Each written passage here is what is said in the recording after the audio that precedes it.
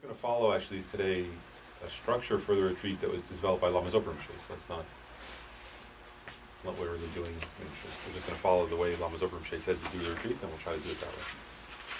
So it'll combine, we're going to start with actually like a little bit of silent meditation. Then we're going to do the, Lama Zopa Rinpoche suggests doing a guru yoga practice. We'll do he suggests the Gyanan Lagema, which is the foundation, the 100 deities of the land of Tushita, or in this book it's called Lama Tsongkhapa Daily Guru Yoga. So that, actually if you want to open the book, we're not going to do it quite yet, but it's in volume 2, the silver, not the gold, but the silver one, and it's on page 17, Lama Tsongkhapa Daily Guru Yoga.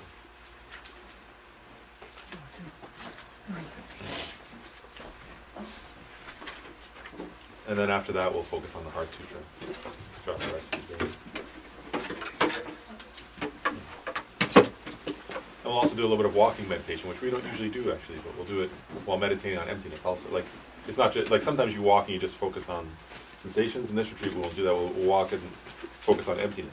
The emptiness of the walking, the walker, and the walk. So, but let's start just by, get comfortable.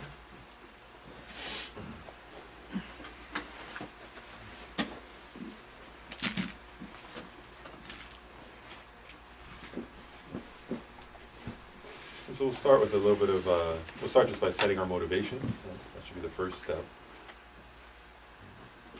Because remember, like, the Lamas say, right, actually if you don't develop a good motivation, then even reciting prayers or doing a retreat, you don't create even good karma, much less like a cause of enlightenment or liberation. But if you set a good motivation, then it becomes a positive karma.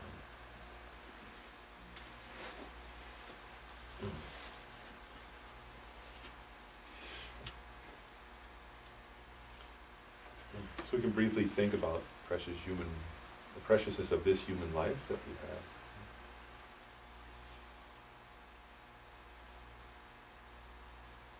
Starting with like that first, that early Lam Rim meditation on the precious human life. You think of that metaphor, right, from the Buddha of the blind sea turtle. The Buddha said that we are like blind sea turtles, right? And he gave this metaphor. That the blind sea turtle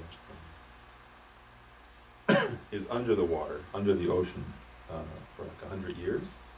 And every 100 years it comes up and takes like a quick breath and goes back under.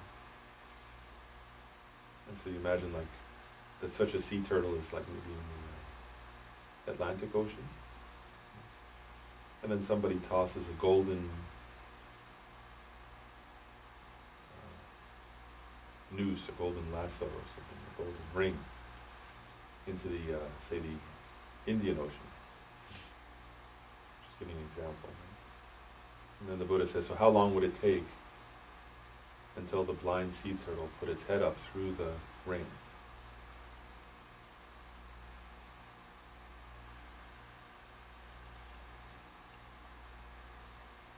And so if you actually think, right, and it's blind, so it can't, even if it's close to this, it'll almost never even be close to the ring. But even if it's close, it's blind, right? So it can't intentionally go through the ring. So then you would say, it almost seems like it would never happen. Well, it's almost impossible that it would put its head through that ring. Except for the idea of infinite time. It's only that there's an infinite amount of time that you would say, well, maybe, over in 1 million years, no, it's very unlikely. In 1 billion years, it's very unlikely. But in an infinite number of billions, then maybe. So the metaphor, right, is that we're like the blind sea turtle. I myself, right, am blind due to my ignorance. I don't know the ultimate nature of reality, emptiness. And I also don't really have a good understanding of the conventional nature of cause and effect, such as karma. And so I've been totally blind since beginningless time, just wandering. And the ocean is the depths of samsara. So totally blind, I've been wandering in the depths of samsara since beginningless time. And like once every 100 years, as a metaphor, I come up to the upper realms, very briefly. And the rest of the time, I've been wandering in hell, hungry ghost realm, animal realm. Right? It's just suffering, so much suffering. So no freedom.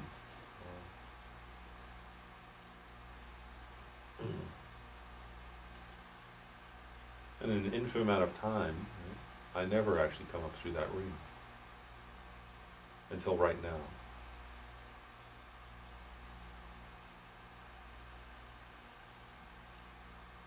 So for an infinite amount of time, I've been a hell being.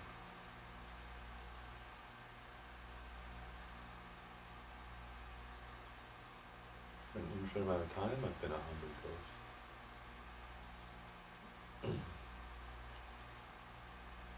It's like a horribly huge body that can barely move,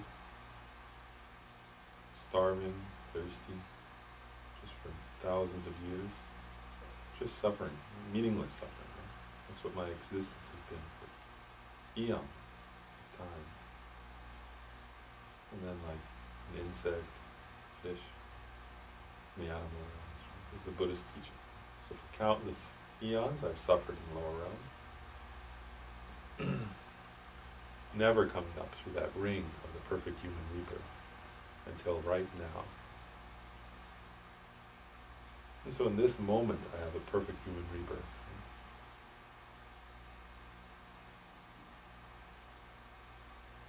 I'm not in hell. I'm not a hungry ghost. I'm not an animal.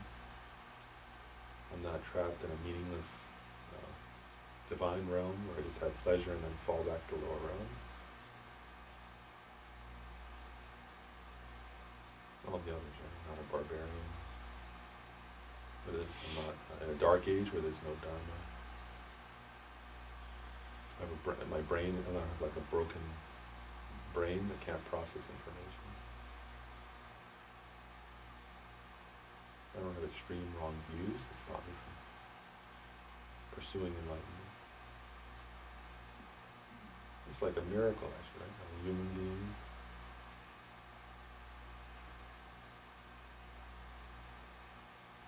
I'm in a place where dharma exists. I have senses that work, so I can hear and study dharma.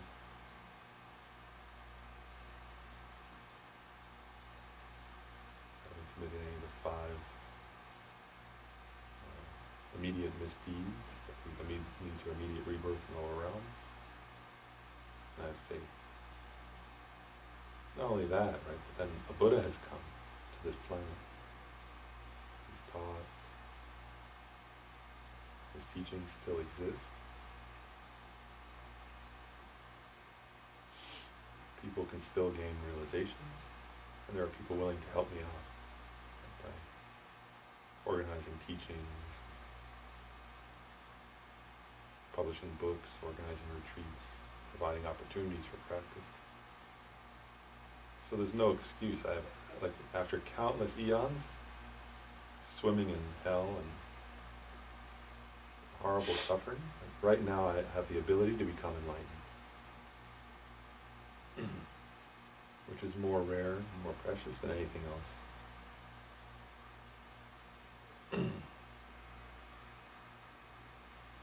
So if I don't make good use of this opportunity, then for sure I'll fall back to the lower realm.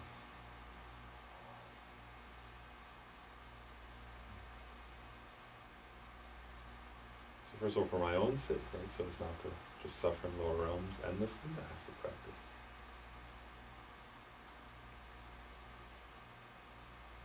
To finally come up through that ring and have the opportunity and then do nothing with it would be the most foolish thing imaginable.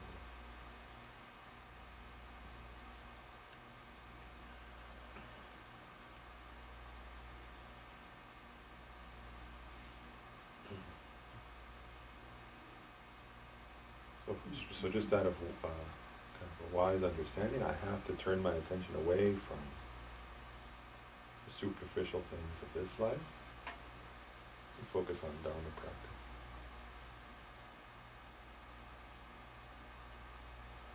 Having this kind of perfect human rebirth, the purpose of my life is not just to be popular, or rich, or well-liked. It's not to accumulate stuff or have some little moments of just sensory pleasure. Right? That's not the purpose of this life. The purpose of this life is much deeper.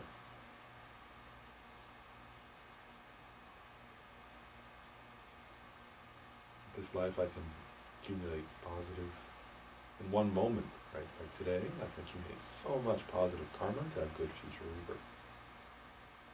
But that's not enough, because then again I'll fall lower realms, so much better would be to seek liberation from samsara.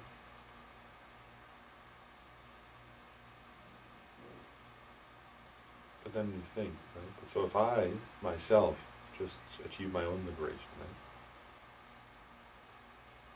And leave behind without any care, with no concern at all, like my mother, and let her fall to lower realms. Actually, that's worse than going to lower realms myself. If I don't strive to benefit others, my mother, my father, then everybody's been my mother and father in past lives.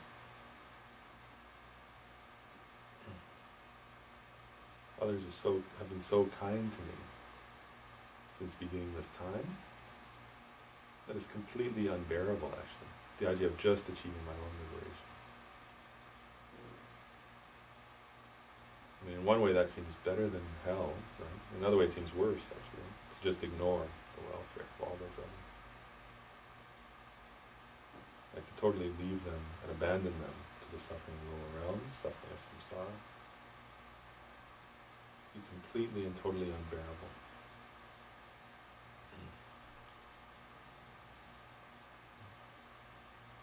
Each of them has been so kind to me in past lives by being my mother, my father, my mentor, my friend.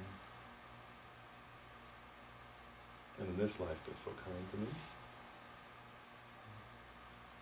All my good karma I create in relation to them. Even my eventual enlightenment totally depends on the kindness of others. Others are kind to me in the past, present, and the future. Others are so precious, they suffer so much.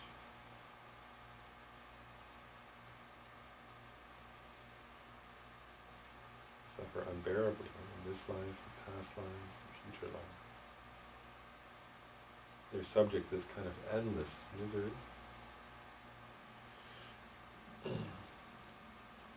So now for sure, absolutely the purpose of my life is to achieve Buddhahood for the welfare of all sentient beings, who are more precious than billions of dollars, or more precious than wish-granting gems.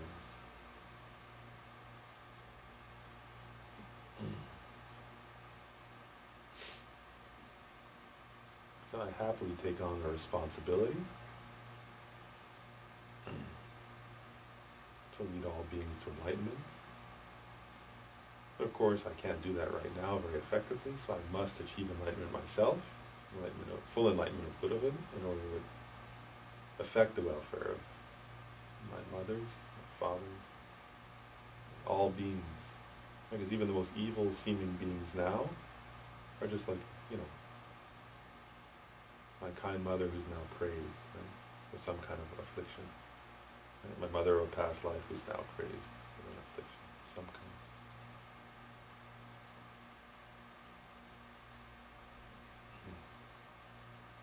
With a sense of compassion and love for all beings.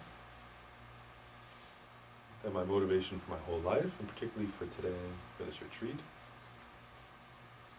is to achieve Buddhahood, to progress towards enlightenment and the welfare of all sentient beings, as the vastness of space.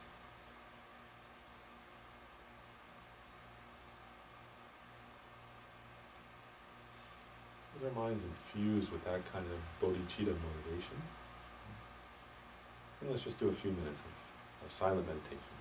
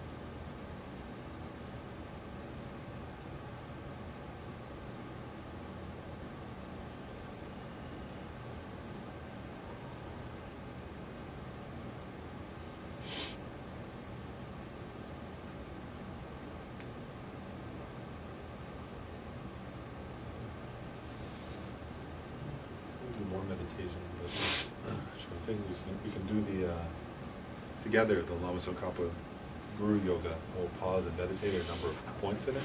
Does everybody have a copy? Or Chris doesn't have a copy. So what is it? It's the silver. Does everybody else have a copy? Okay.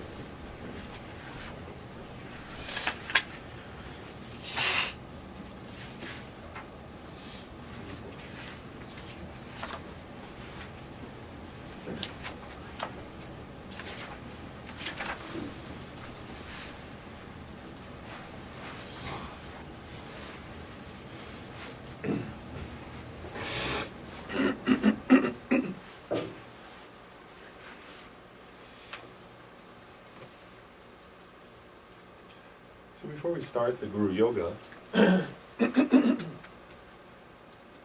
want to make a brief comment about the Guru Yoga. So, this Guru Yoga, right, we visualize Lama Tsongkhapa, who's pictured in all these pictures here. He's a central figure there, and he's pictured here. Actually, this is the visualization we'll do. Not the one in the tree, but the one where he's there. But actually he comes down, there's you visualize actually Maitreya. This is Maitreya. So you visualize Maitreya in the joyful realm. Right? The joyful realm, Tushita, Pure Land. And then from Maitreya's heart, a beam of light, right, comes with clouds of, curd-like clouds, I think. And then Lama Tsongkhapa is seated like that, in the midst of those clouds with his two chief disciples, Gyaltsab-je and Kidrub-je, on either side of him. But so, I just thought it's important to remember, though, because sometimes when you do a prayer like this, it's easy to just say the words or something, and maybe you do the visualization, but it's called Guru Yoga. Right? So it's not in other words, so the idea is, right, actually, so what's the meaning of that? So,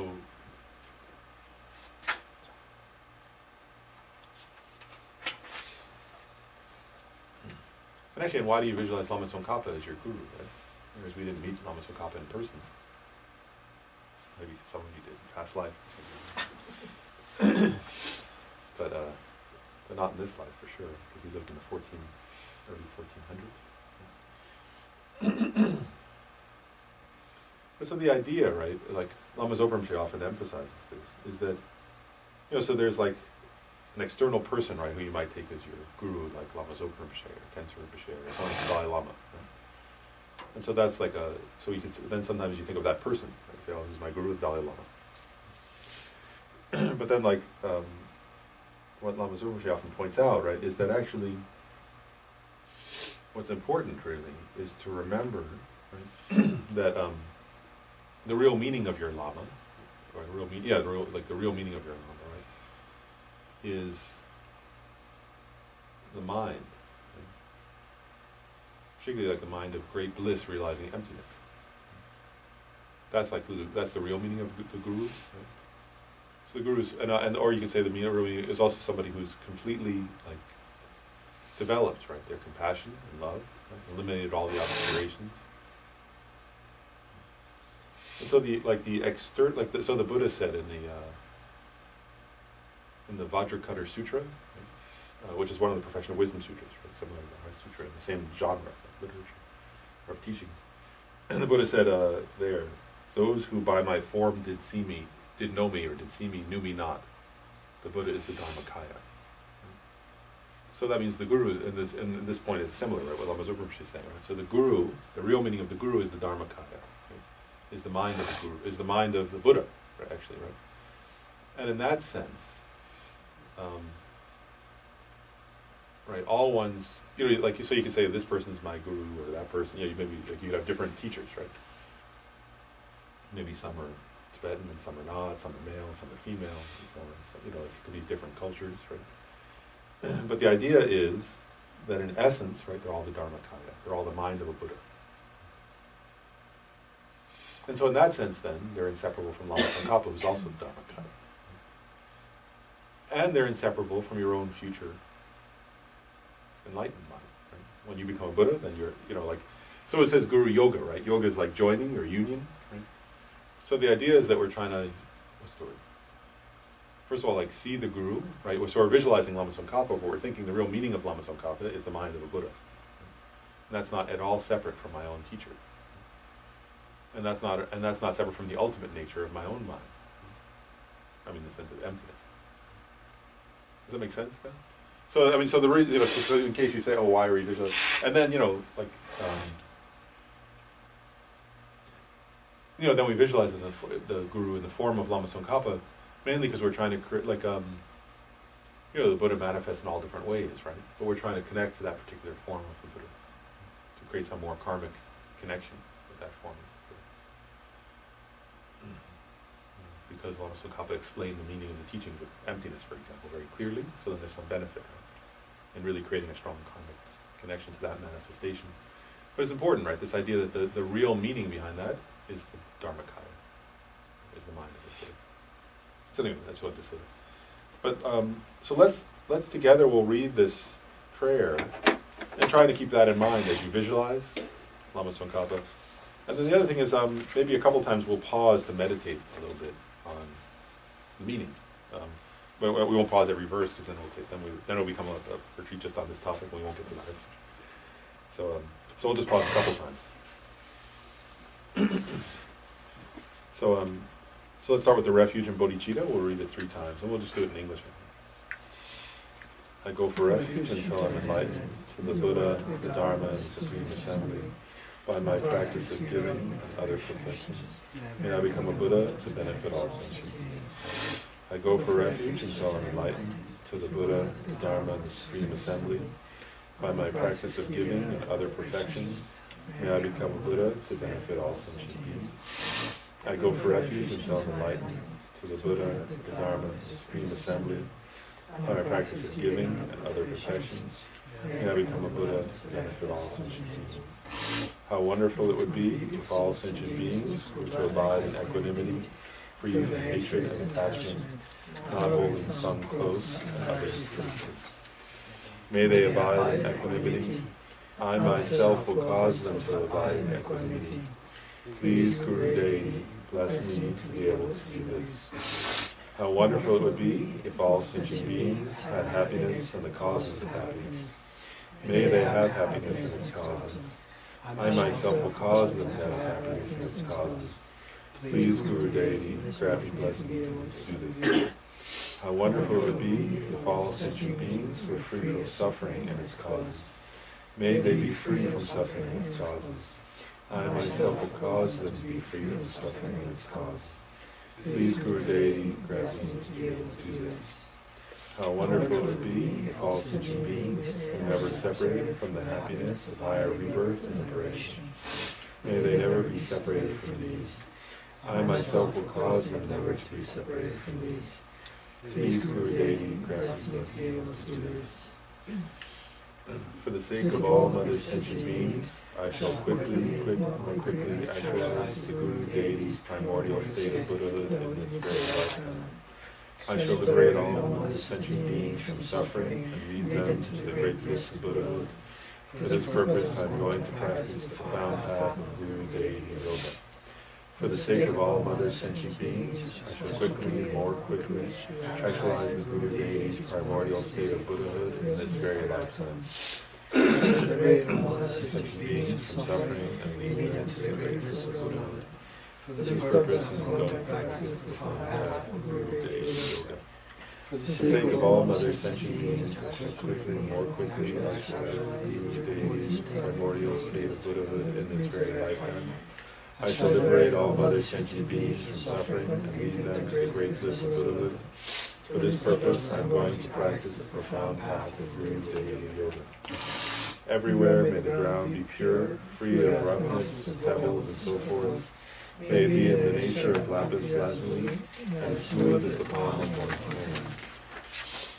May all human and divine offerings actually arranged and mentally created, clouds of the finest Samantabhadra offerings, fill the entire space.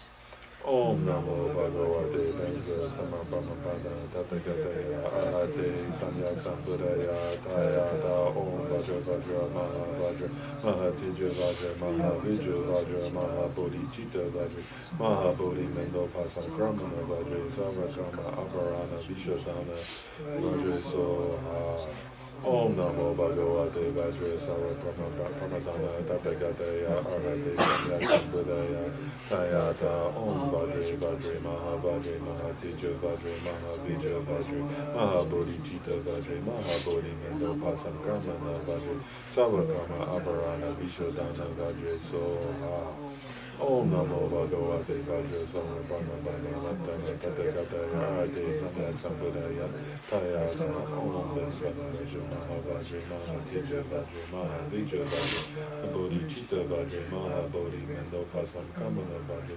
Savakama Aparana Vishodhana Vajre Soha.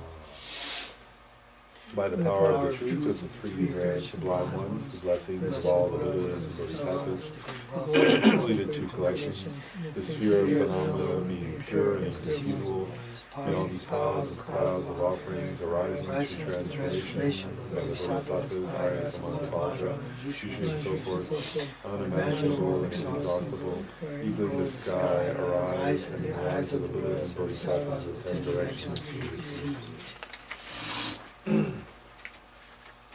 So now we actually invoke you who emanate from the heart of the Savior of the 100 Devas of joyful realm, the peak of a cloud, water holder resembling clumps of extremely fresh white curd, King of the Dharma, omniscient Losang Dragpa with your sons, I request you to come to this place. In the sky before me, on a lion throne, lotus and moon disk, the perfect pure Lama smiles with delight, supreme field of merit for the mind's devotion. I beg you to abide for 100 eons. Teachings. Your holy mind understands the full extent of objects to be known. Your eloquent speech is the ear ornament of the fortunate ones. Your holy body is glowing with glorious fame. To you the meaningful to see, hear, and remember I prostrate. Beautiful drinking water, various flowers, fragrant incense, light, scented water, so forth. Actually reformed and mentally transformed oceans and clouds of offerings. I offer to you the supreme field of merit. Whatever non-virtues of body, speech, and mind, and especially actions opposite to the true vows that I have created from beginning of time, from the bottom of my heart I regret and fervently confess them all individually. Let's just pause for a moment there. That's one of the two places. We'll pause there in the next verse. And so just let's each personally just contemplate for a moment, like regret, the 4 powers of purification. Right? We've already done bodhicitta and refuge. This retreat can be the antidote power. The meditations on emptiness we're going to do. But here, just generate regret, really like that intelligent regret. Right? So think of mistakes you've made in your vows, harm you've given to others, mistakes we've made in relation, especially since we're doing Guru Yoga, any mistakes we've made in relation to our Guru, our teachers, not following their advice or being disrespectful, or not, actually harming others is actually the worst form of not following the advice of our teachers, because Buddhist teachers are always saying be nonviolent, be kind, compassionate. So if we harm others, then actually we're harming, relationships. People who teach, like Dalai Lama, right? His main advice is to practice compassion. So if we're not compassionate, then we're also not following the Dalai Lama. So anyway, just take a moment to meditate on regret, purification.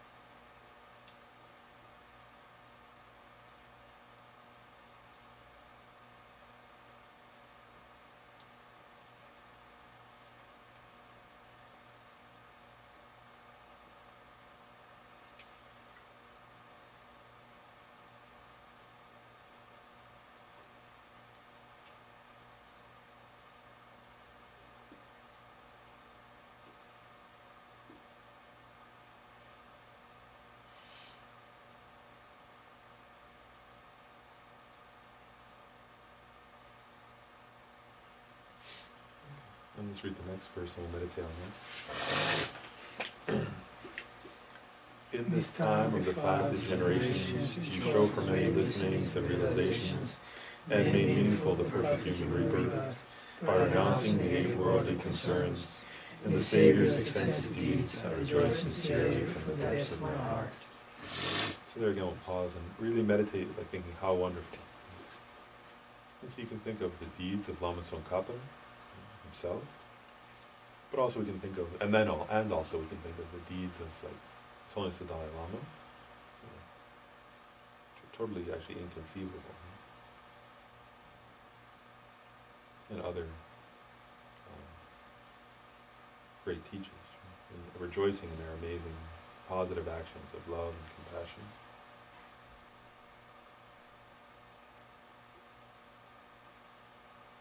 Really trying to think and feel how wonderful, how beautiful, how amazing.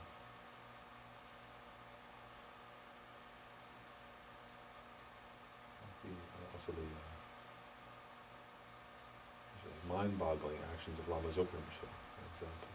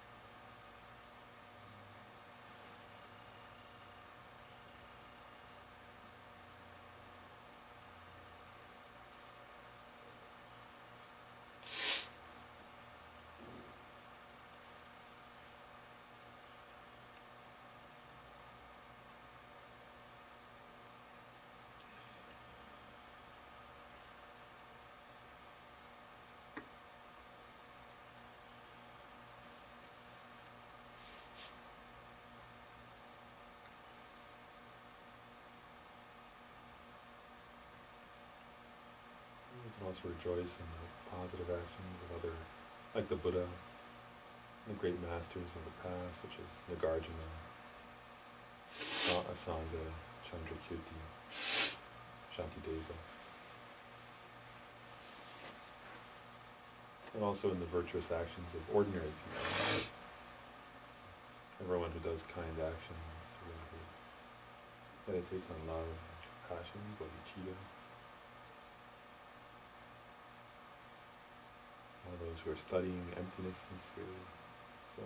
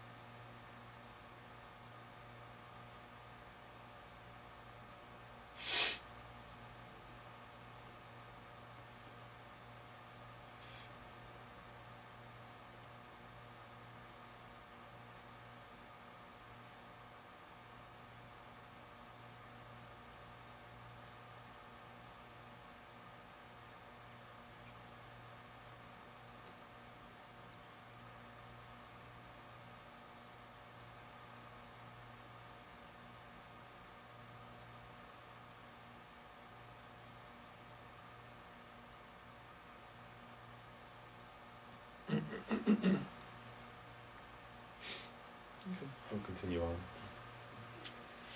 Please, holy, perfect, pure Gurus, from the billowed clouds of compassion and wisdom in the sky of Dharmakaya, make rainfalls of profound and extensive teachings of prayer that is suitable for the ears of sentient beings who are the objects of these students.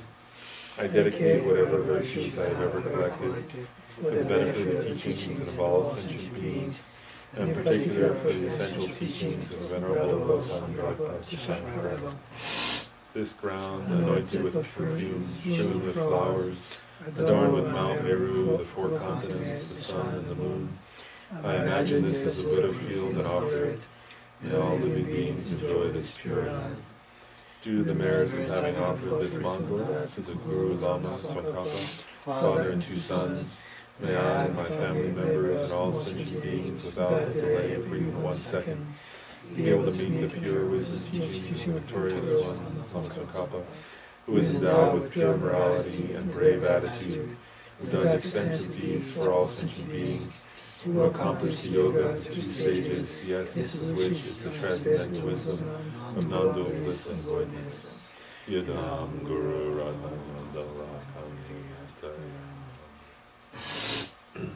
3 hollow white beams are emitted from the hearts of Lama Tsongkhapa and sons.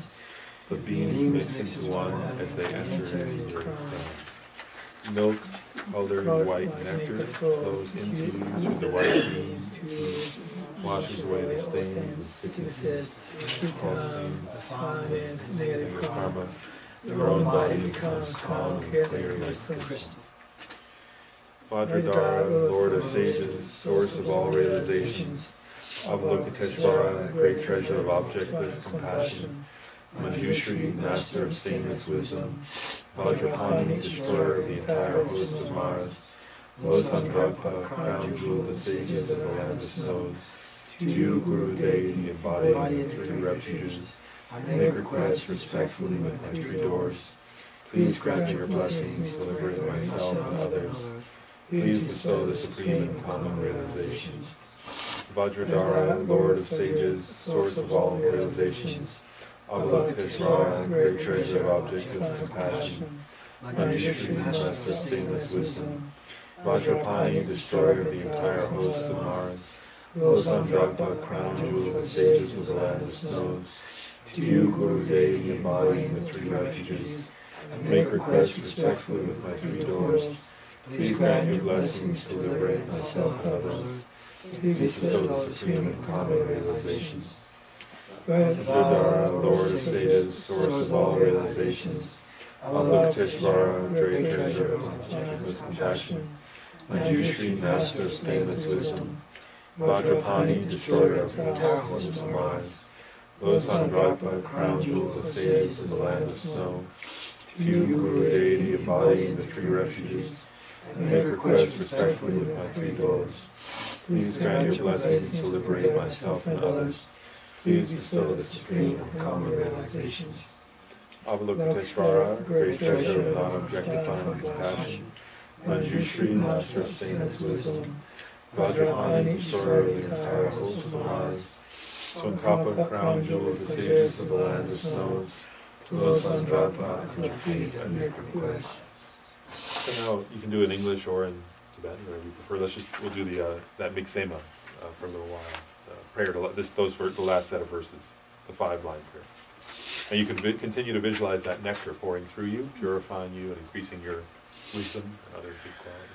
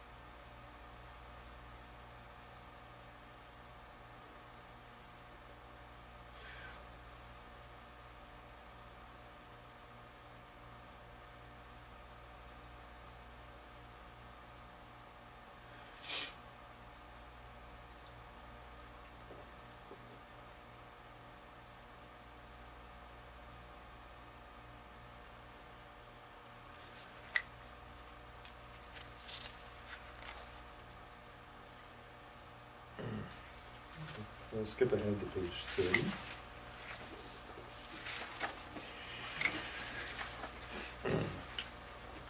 Let me pick up with the request. Please grant me blessings to achieve the extensive great wisdom that is able to understand and explain the meanings of the extensive scriptures without resistance. I request that the wisdoms of hearing, understanding, and meditation may increase. I request that the wisdoms of expounding, debating, and writing may be developed. I request that the channels of my relations may be granted. Please grant me blessings quickly like you. I request that the transcendental wisdom of simultaneously born great bliss may arise.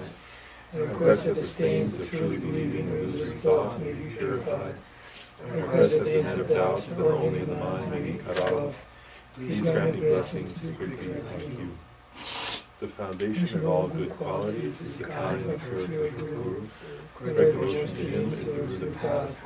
I appear seeing this and applying great effort. Please bless me to rely upon him with great respect. Understanding that the precious freedom of this rebirth is found in the one is greatly meaningful and difficult to find again. Please grant me to generate mind and ceasingly day and night takes its essence. This life is unremarkable. Remember how quickly it decays and death comes. After death, just like a shadow follows the body, there is also black and white crown fallen. Finding firm and definite conviction of this, please let me always be careful to avoid the fascist negativities, accomplish virtuous deeds, seeking samsara pleasures to avoid suffering, and certain to not be without home. Recognizing these shortcomings, please bless me to generate the strongest bliss liberation. Led by the spirit of thought, mindfulness, alertness, and great caution, through the teachings keeping the pratimoksha laws, please bless me to accomplish this essential practice. Just as I have fallen into the sea of samsara, so I evolve under migratory needs. Please bless me to see this strange supreme bodhicitta and bear responsibility for the work of human. Even if I know the world of bodhicitta, I don't practice three types of morality. I don't achieve enlightenment. With my clear recognition of this, please bless me to practice the bodhisattva vows with great energy. Once I have classified distractions to wrong objects, and correctly analyze the meaning of reality, please bless me to generate quickly within my mind stream the unified path of calm abiding and special insight. Having become a pure vessel by training in the general path, please bless me to enter the holy gateway of the fortunate ones, the supreme Vajra vehicle. At that time, the basis of accomplishing the two attainments is keep your vows and samadhi. As I become firmly convinced of this, please bless me to protect these vows and pledges like my life. Then I realize the importance of the two stages, the essence of the Vajrayana, by practicing with great energy, never breaking up into 4 sessions. Please bless me to realize the teachings of the Holy Guru. Like that, may the Guru show the noble path and the spiritual friends who practice it have long lives. Please bless me to pacify completely all outer and inner attitudes. In all my lives, never separate from perfect Gurus. May I enjoy the magnificence of Dharma by completing the qualities and stages of the paths. May I quickly attain the state of Dharma.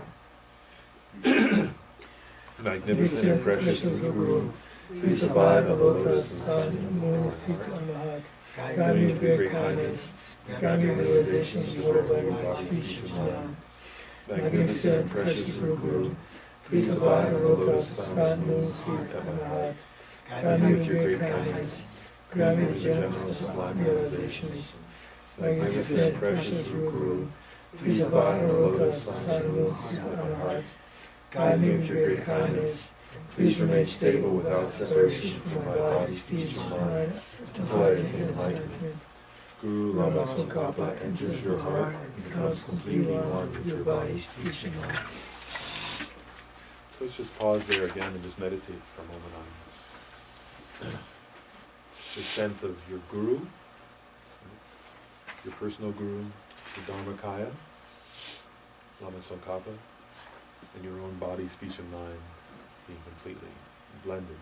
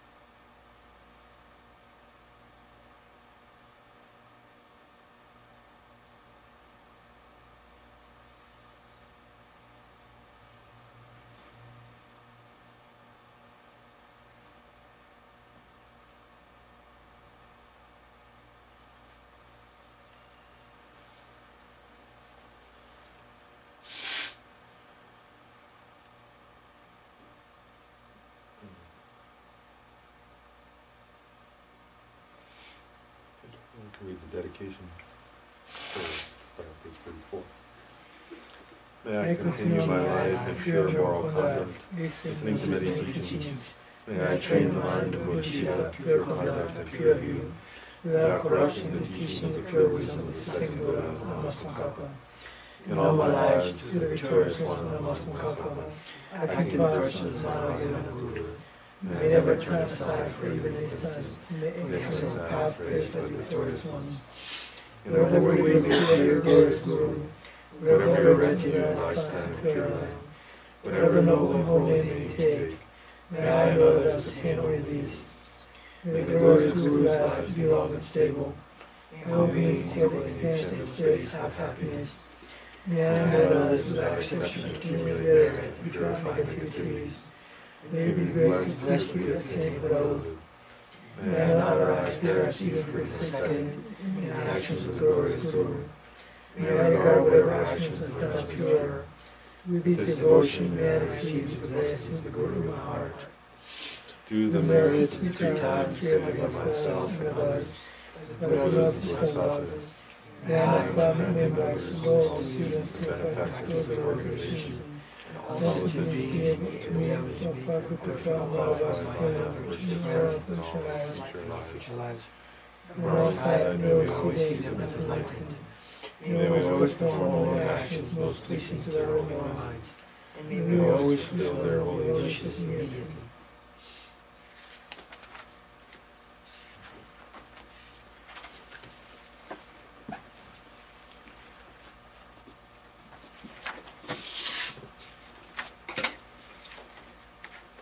So the Heart Sutra is actually in the other book, the golden one.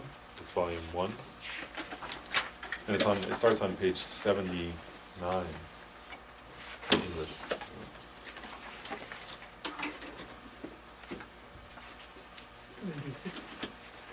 Is 76? Is that in English too, or Tibetan? English, right? Oh, so maybe it's different a little bit in different versions. I think these might be different editions. Yeah, 76 and so on. 76 and some, and 79 and others. But anyway, so it's in the Mahayana prayers for teaching section. And so we want the Heart Sutra.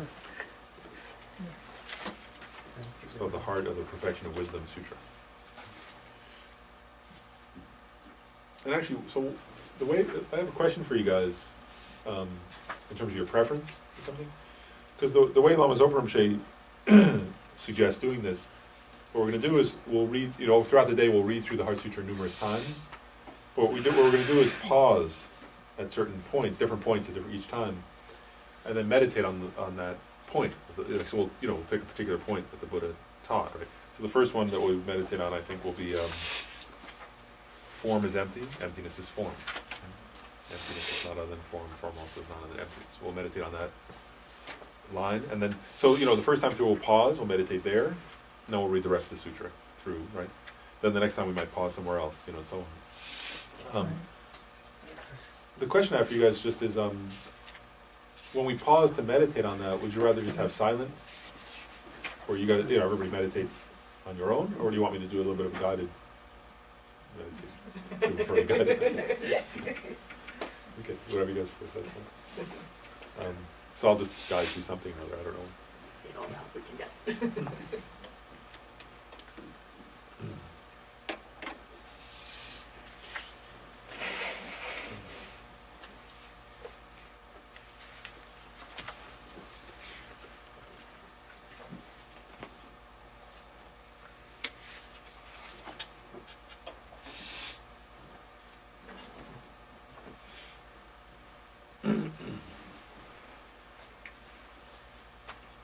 Okay, well, maybe we just jump right in and start with the first read through. But again, this time we're going to stop right after that line.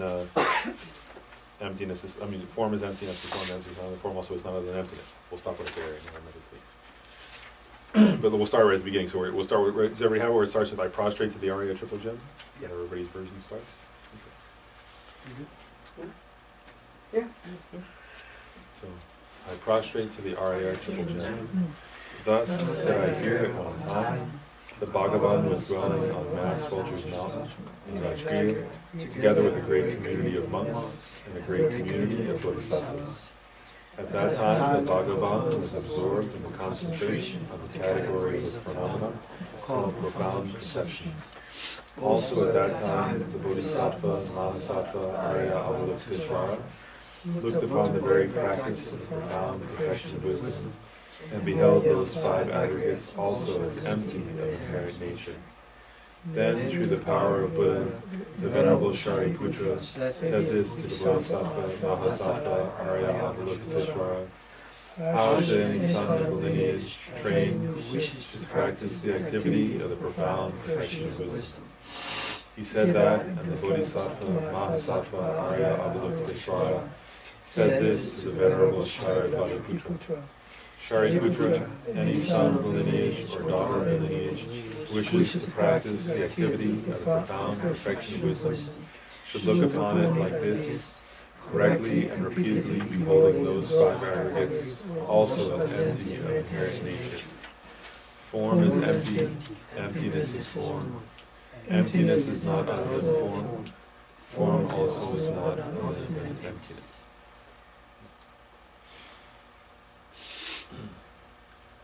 So like we were saying last time, if we want to relate to this, right, and meditation right now, right, form is empty, emptiness is form. Actually, we don't want to, we want to relate it to our own experience, right? So actually, I would suggest is this, is ultimately, when we say form, the best basis to meditate on really is your own body, which is made of form. So look at your own hands. And whether you think of your whole body or your hands, same thing, right? Well, I'll use the example of my hands, right? So we can each for meditating. But this applies to the whole, to any part of my body. Right? If I look at my hand, right, this is identifying the object of negation. Right? That's the beginning of all meditations on emptiness. So we said that, right? You have to identify the object to be refuted, or the object of negation. So when I look at my hand, then immediately, right, there's this, not just immediately, immediately, or at the same time that I'm looking, right, there's the appearance to me of a truly existent hand, existent from its own side, right? Inherently existent from its own side, truly existent, right there, right? Like pointable with a finger.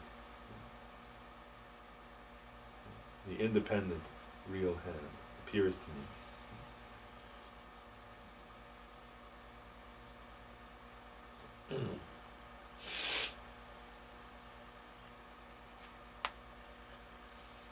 I think of my body, right? Then for sure it appears. Yeah, that's my body.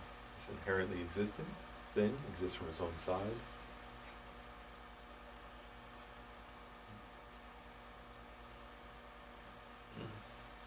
So you have to hold that sense.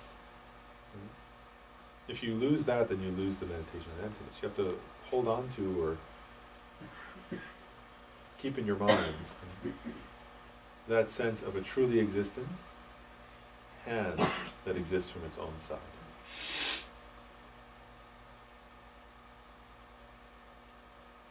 You can even, like, there's like a feeling or a sense of that.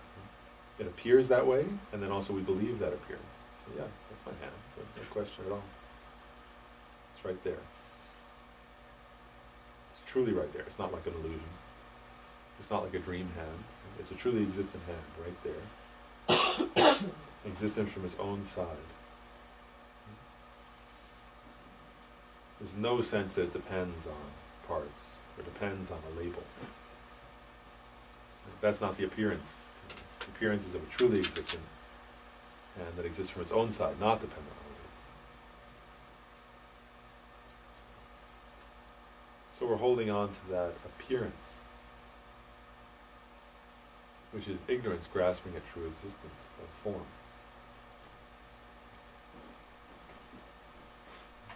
This is important because we're not going to refute the existence of form. What we're going to refute is the existence of inherently existent form.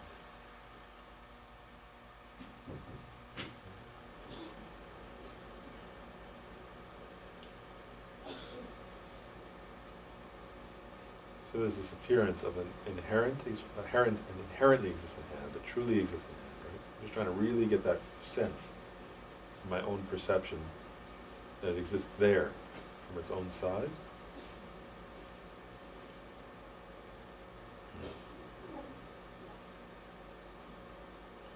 So while holding on to that appearance, then we can start to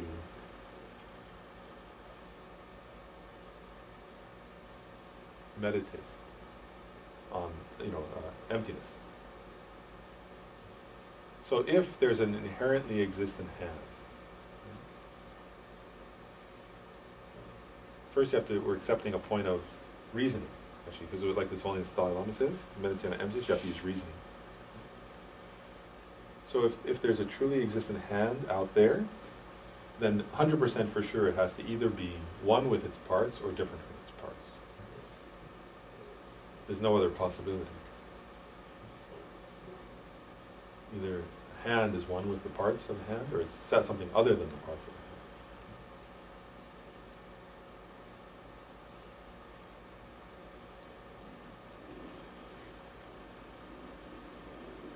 So then we can start to meditate, right? Like, so for sure, like the parts of a hand, it appears like it's a singular thing, singular, inherently existent, real thing right there. But now we're going to take it apart. We'll actually use one of, so first of all, like we're going to use the elements, actually. We'll use that as a basis for meditation right now. So one is there's liquid in the hand, right? There's blood, and there are other like fluids in the cells, right? So the question is, are those liquids like if somehow you could separate those liquids, right? Or are those the hand? So it would be like a little cup, very small shot glass maybe of blood. Is that the hand? No. Definitely not, actually, right? If you have those other fluids from the cells, definitely those are not. But that's quite clear.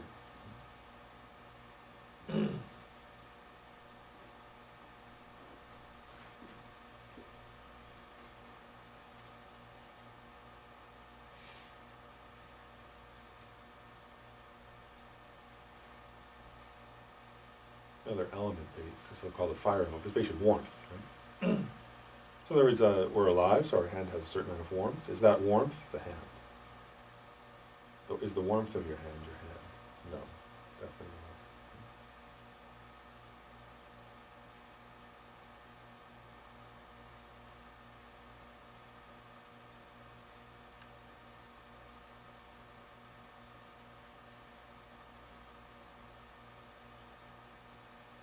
And then there's the solidity of your hand, right? Called the earth element.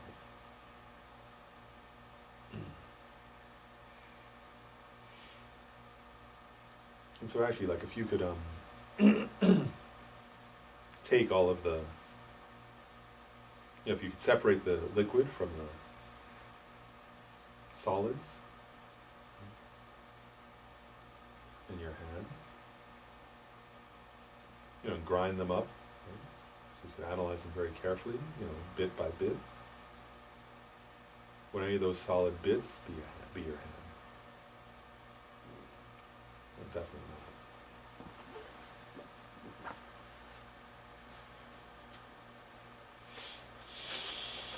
And then the wind element would be like motility. So is the movement of is movement your hand without you imagine that movement of your hand, but without any water element, without any liquid or solids? No, definitely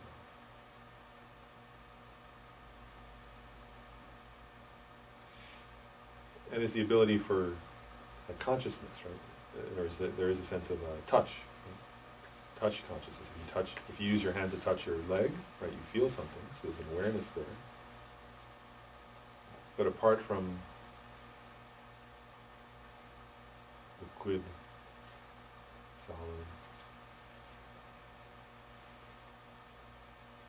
so on, warmth. Is the hand just is the hand somehow just that tactile sense? No. Actually, that tactile sense depends upon those other elements.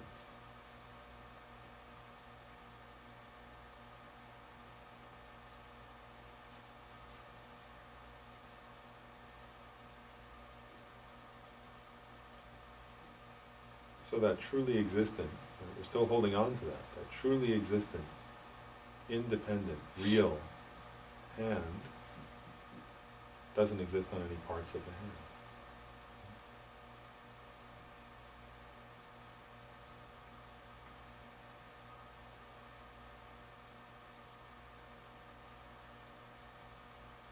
If you want to use more Western terms, right, we're checking the parts still. Right? Then the hand is actually made up, most fundamentally, right, we say of elements. Carbon, hydrogen, oxygen, calcium, so on. So like, is hydrogen your hand? No. Is oxygen your hand? Is calcium your hand? No. Iron?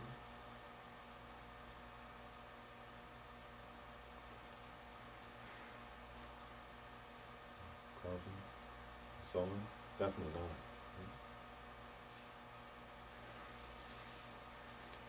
So as you meditate just on this, right, on the parts of the hand, my hand is not the parts of my hand. Right? Something strange can start to, right? So you're holding on to that appearance of a truly existent hand, right? But then it's almost like it starts to seem like almost like the appearance of the hand starts to dissolve. You have the sense of that truly existent hand that's appearing to you, right? Then you search through all the elements of the hand and you see that truly existent hand isn't there from its own side. You can't, actually, in other words, there's this appearance, like a singular thing, that exists from its own side. My truly existent hand. As you search the elements, parts, it's not there at all. The object of negation just isn't there. Does that object of negation, a truly existent hand, somehow exist apart from the parts of your hand?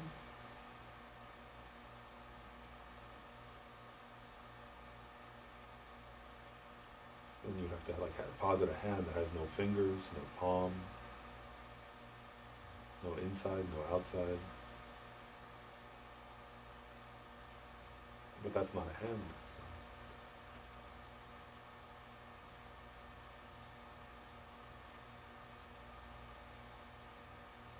So I have that object of negation, a truly existent hand, an inherent hand. Beginning, I said, it either must be one with, it has to be, logically, it has to either be one with the parts or different from the parts if it exists. So that truly existent hand is not one with the parts. It's also not something other than those parts.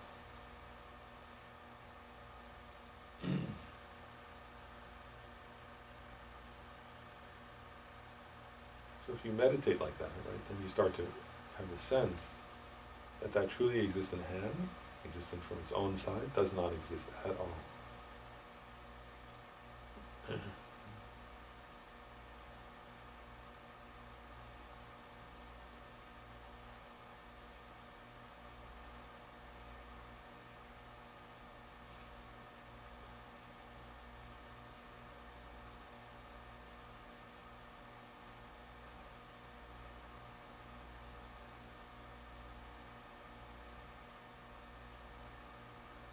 And that emptiness is not something other than your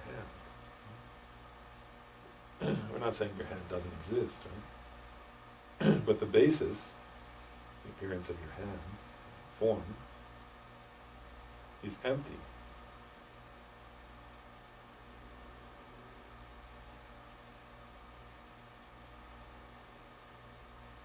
It's empty of being a truly existent or inherently existent form. So your hand, form, is empty from its own self. Completely empty of having even an atom of true existence.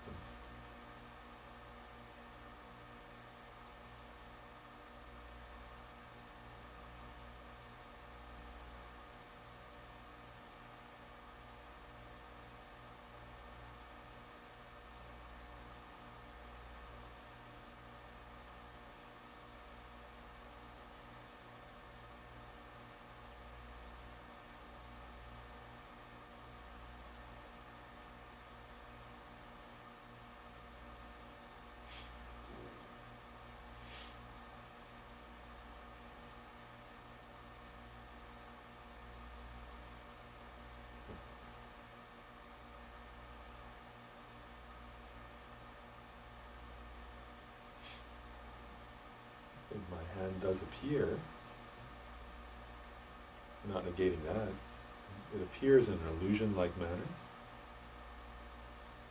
It's dependent arising, independence upon cause and conditions, independence upon parts, independence, right? Dependent upon a mere label, hand. The word hand. There's an appearance of a hand.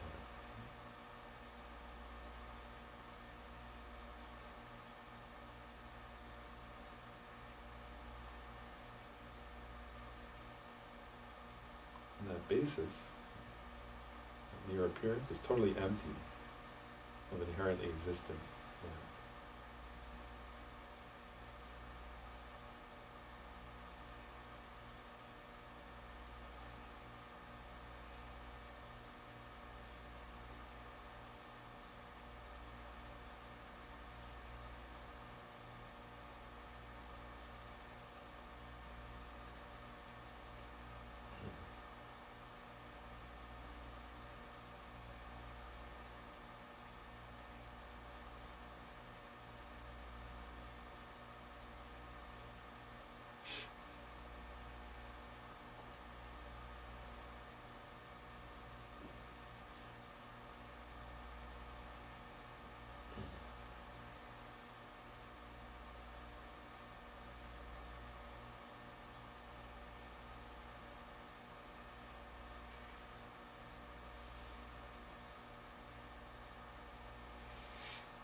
The hand has no nature in its own side.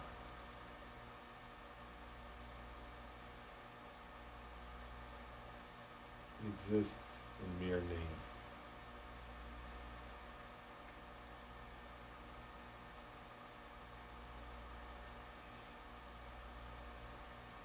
It does exist, and while it exists, it's totally empty on its own side. Like a magician's illusion, like a dream.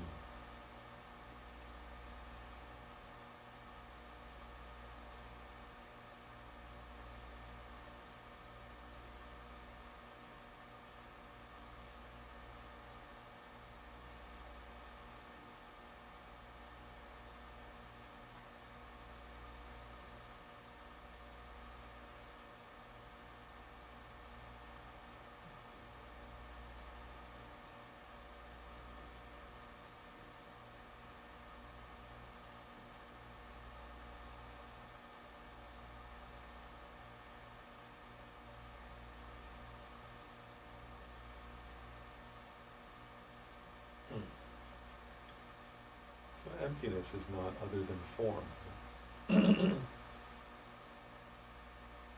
Emptiness is nothing other than the nature of that hand.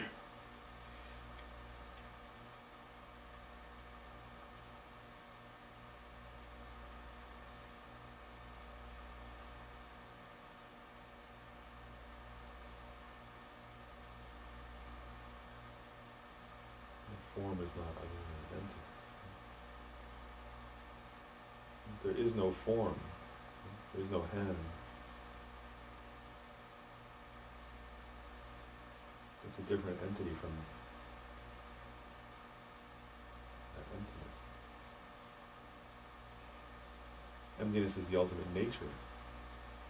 Emptiness is how that hand exists. Right? How does it exist? In mere name, totally empty from its own side.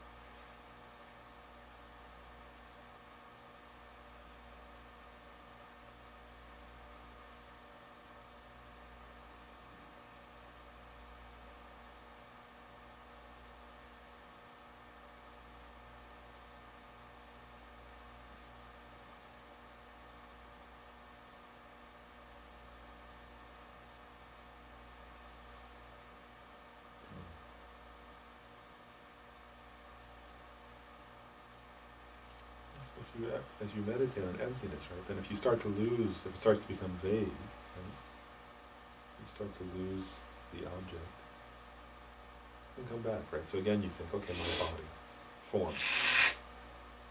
My body appears to be something existent from its own side, inherently there, pointable with the finger. My body feels truly existent, real from its own side.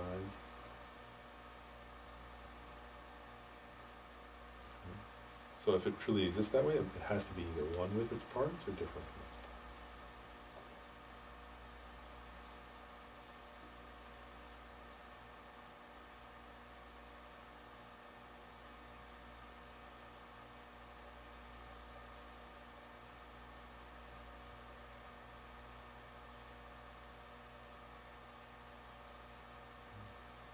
Again, though, if you go through the elements, it becomes 100% absolutely clear, right? The body does not exist as one with the parts.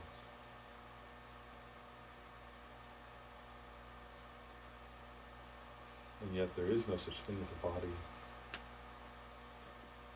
a truly existent body that's different, but it exists apart, totally separate from the parts.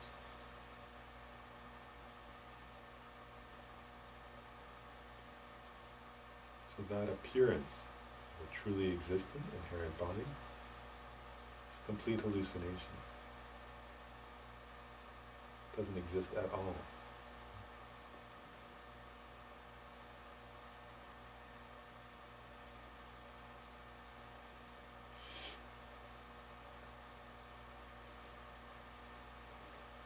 It's just the object of grasping of ignorance.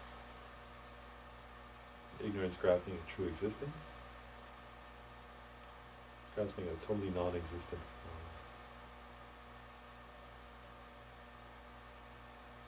totally empty from its own side. Right there, where you're grasping it, it's empty.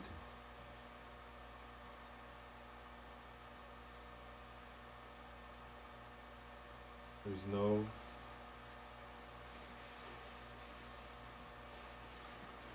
truly existent body there at all.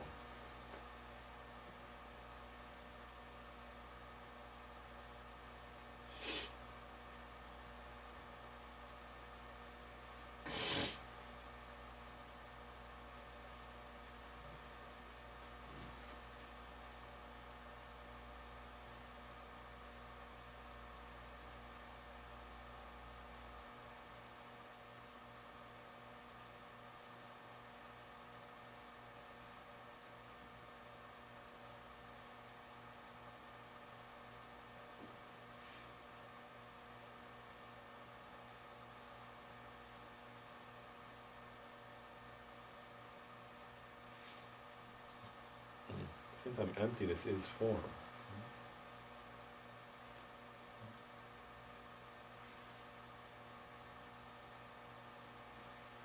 So that which is empty does exist dependently in mere name, like the magician's illusion. Totally empty from its own side, but due to causing conditions appearing like the appearance of a hologram or a magician's illusion.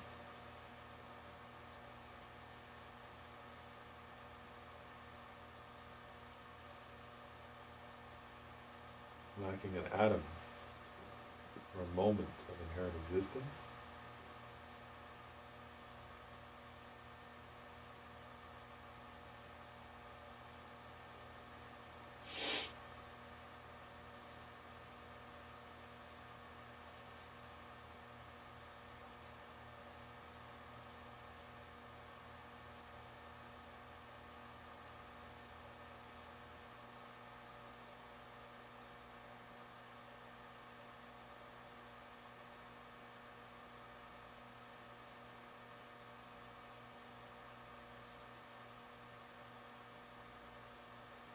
Because it's completely empty, it can appear. And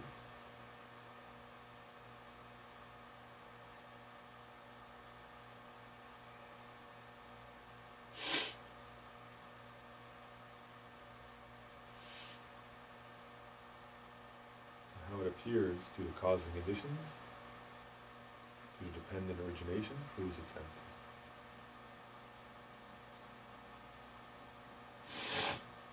From its own side.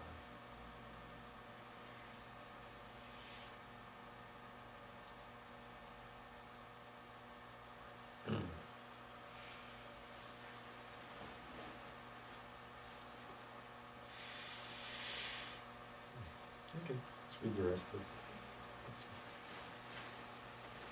We pick up with, in the same way, feelings, discriminations, compositional factors, and consciousness are empty.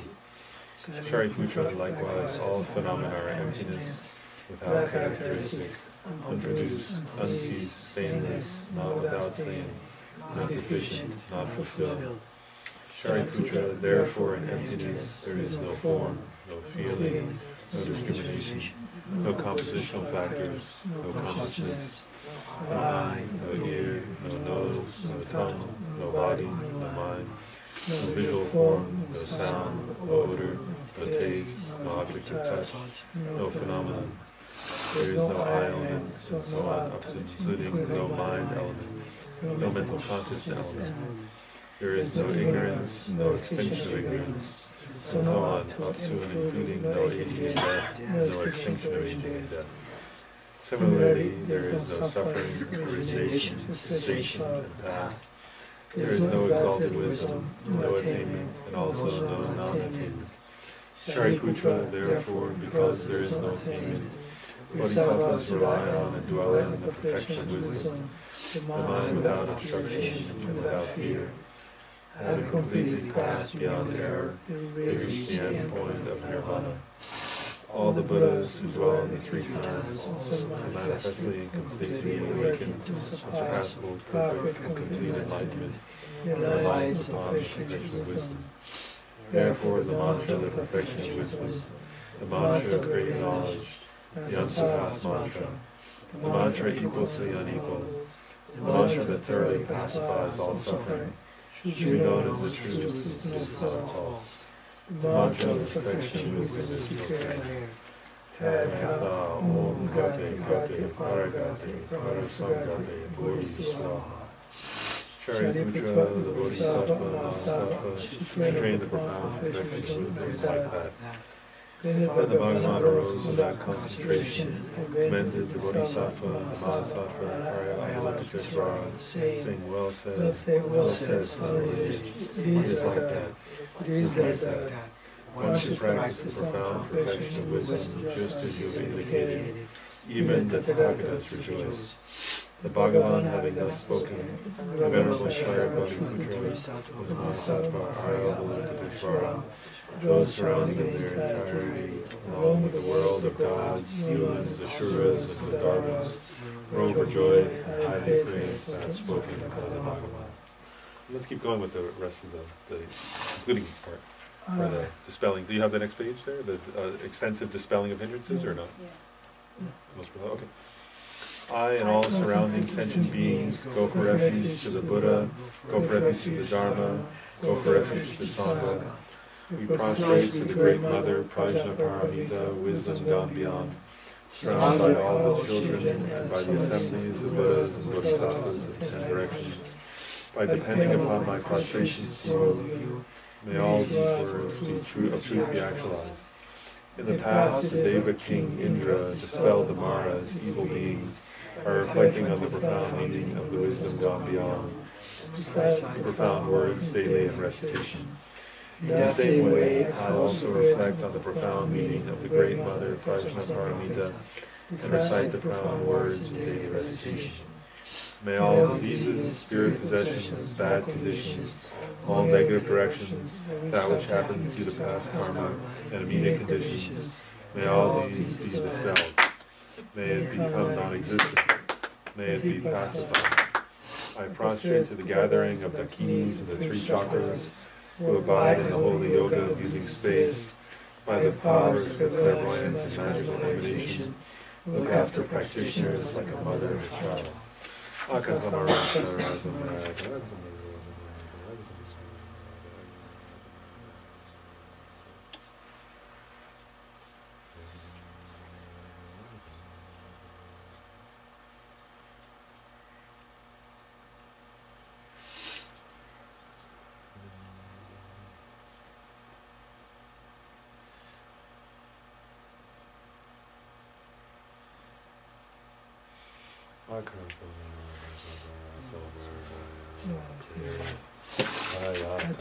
Om Gate Gate Paragate Parasangate Bodhi Swaha.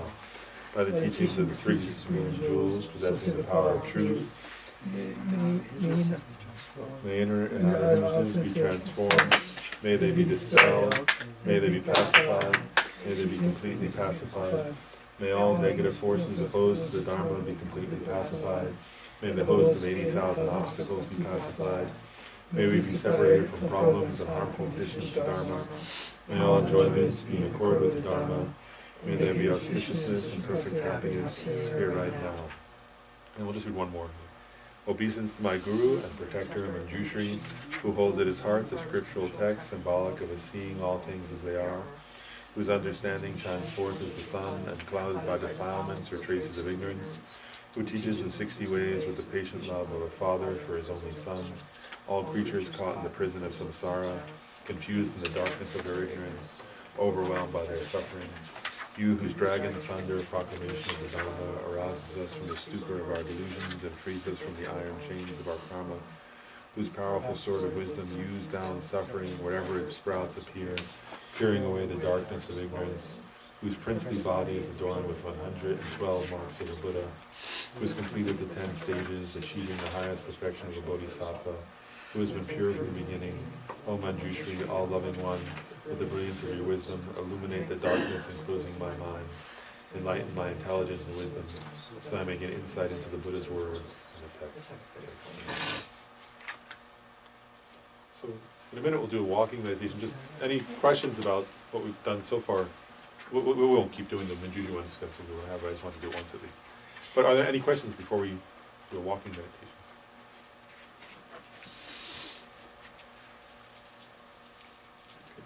So I'll just suggest how to do the walking meditation. Okay? Because what makes it meditation and not just walking? Is the question. So I guess one thing is that we're going to go around the, we put a holy object in the middle, so at least we're circumambulating. So even if our mind gets distracted, we're getting some. Actually, one thing with that though, Lama Zopa points out, he says whatever holy objects you circumambulate, or even if there's no holy object there and you're just walking around the block, he said if you if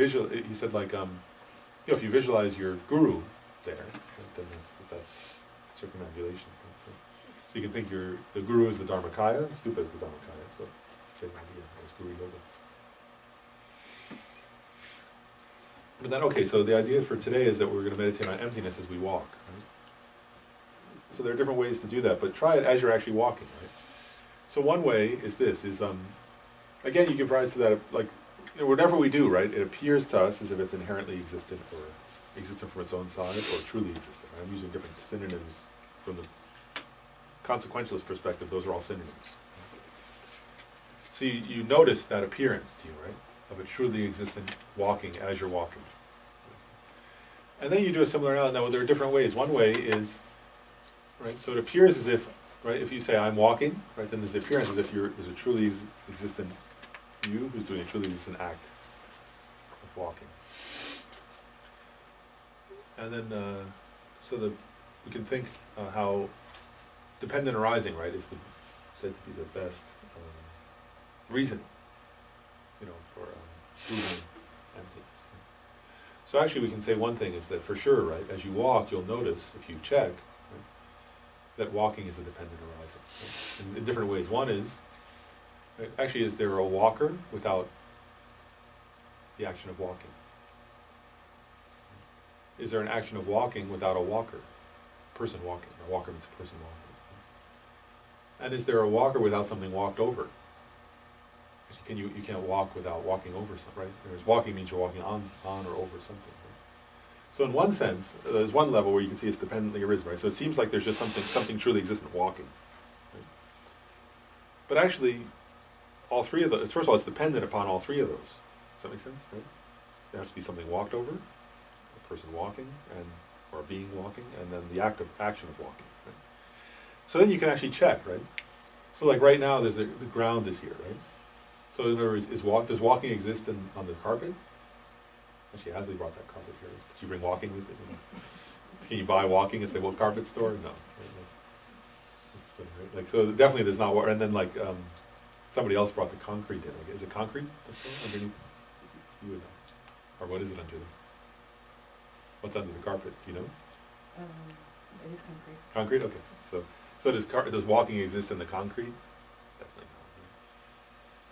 Right? So you can see, right, as you're walking, you'll check that. You can check this, right? One way of reasoning is just simple, right? What's dependent upon the walker, the action of walking, and that which is walked over, right? In other ways, you can check, right? So that truly existent walking, does it exist on the walked over? That's easy. Definitely not. Right? Then does walking exist on, somehow does walking inherently exist from its own side on you? Well, right now you're sitting, so it better not, right? Then you'd always be walking.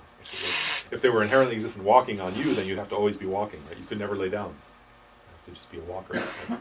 You'd be an inherently existent walker, so you would just walk forever. So that doesn't make any sense at all. Right? And then the action of walking, and then actually in the Easy Path, Gens Rinpoche does this analysis, right? Where he talks about the action of walking. And so then he says, if you could find it in the action of walking, then he says, well, where in the action of walking, right? And he talks about how the back foot, that's stationary, right? While one foot is moving forward, right? One foot is so he says, so is walking in the stationary foot or the moving foot? Right? So then if you start, you say, well, it can't be in the stationary foot because stationary isn't the same as walking, right? So it must be in the moving foot.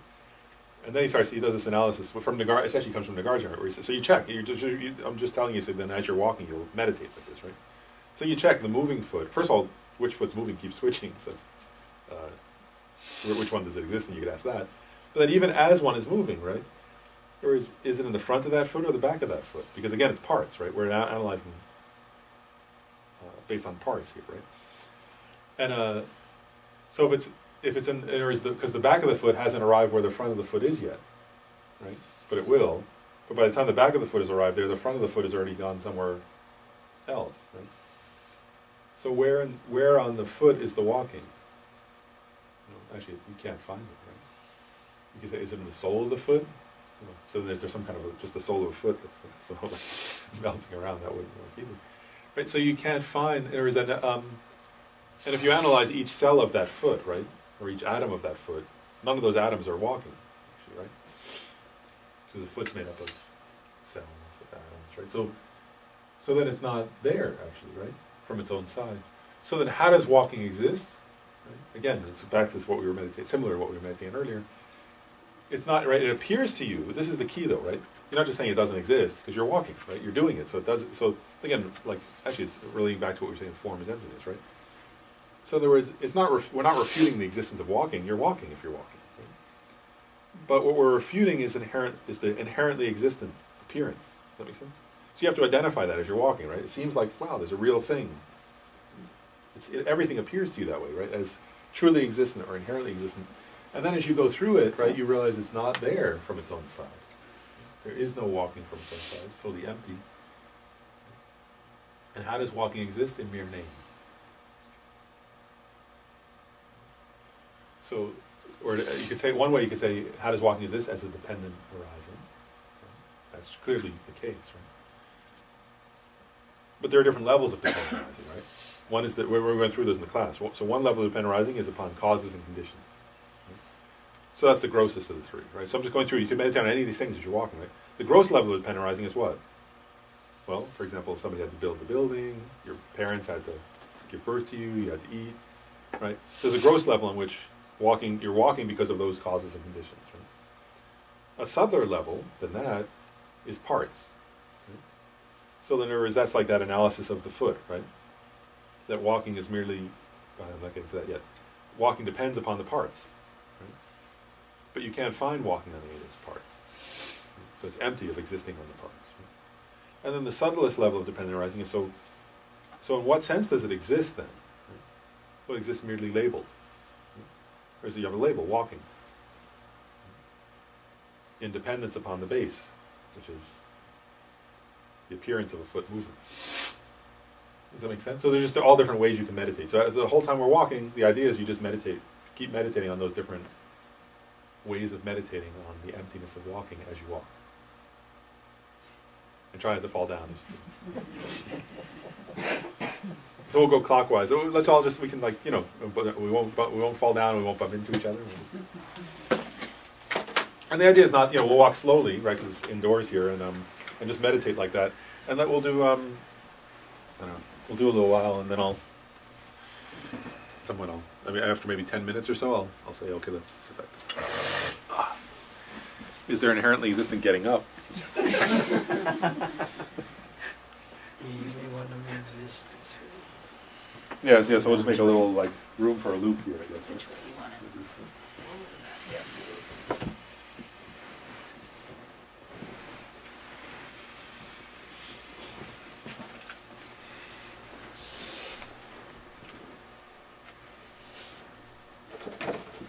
Right? Whenever people are ready, we can just let's all get in a line, I guess, so we're not bumping into each other. Start walking.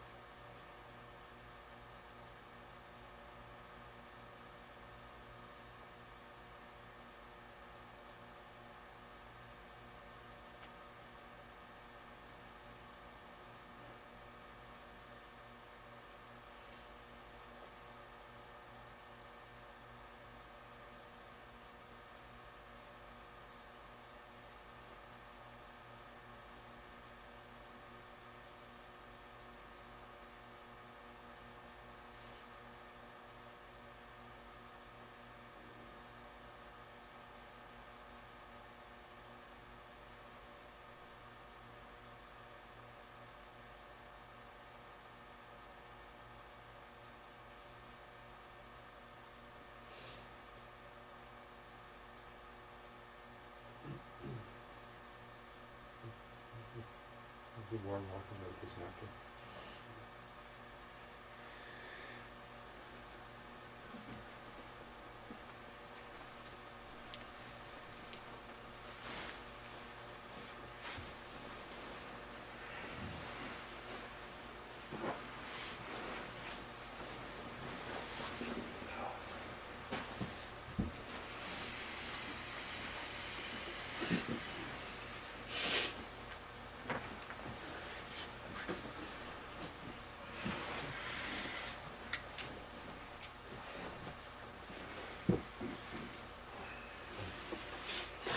Yeah, I just wanted to ask how, like, usually in these retreats we just do sitting meditation. How people like the walking meditation as compared to sitting? Easier or harder? Different. What's that? Very different. Different feeling. Yeah. Hard. Very hard. Harder to meditate. Yeah. I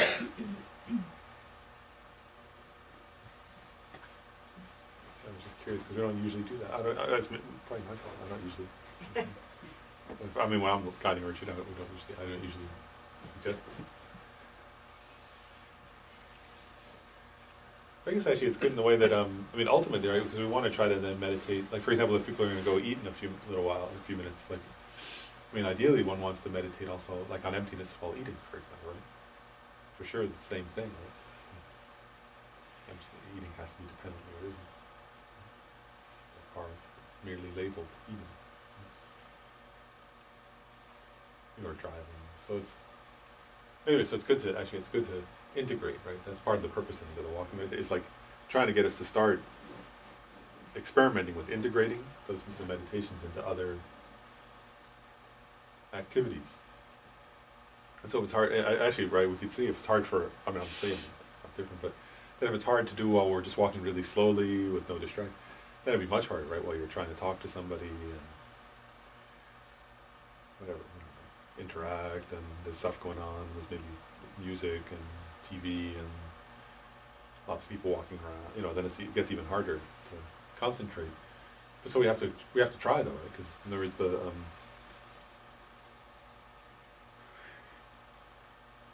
I always like that there's like the Bhangra Rinpoche gives that metaphor in the liberation in the palm of your hand. I always like that. For some reason, I always like that metaphor where he says, he talks about the Lam Rim meditations, but emptiness is one of them, right? And then he says, what does he say? Something like, if there's a soup, but everything just stays on the surface and it doesn't boil well and the things don't get integrated, then the soup doesn't taste very good. You just have a bunch of stuff floating around, just water with stuff floating on it. And then he says, but then if the soup cooks well, right, then it's like all integrated, right, into a flavor. And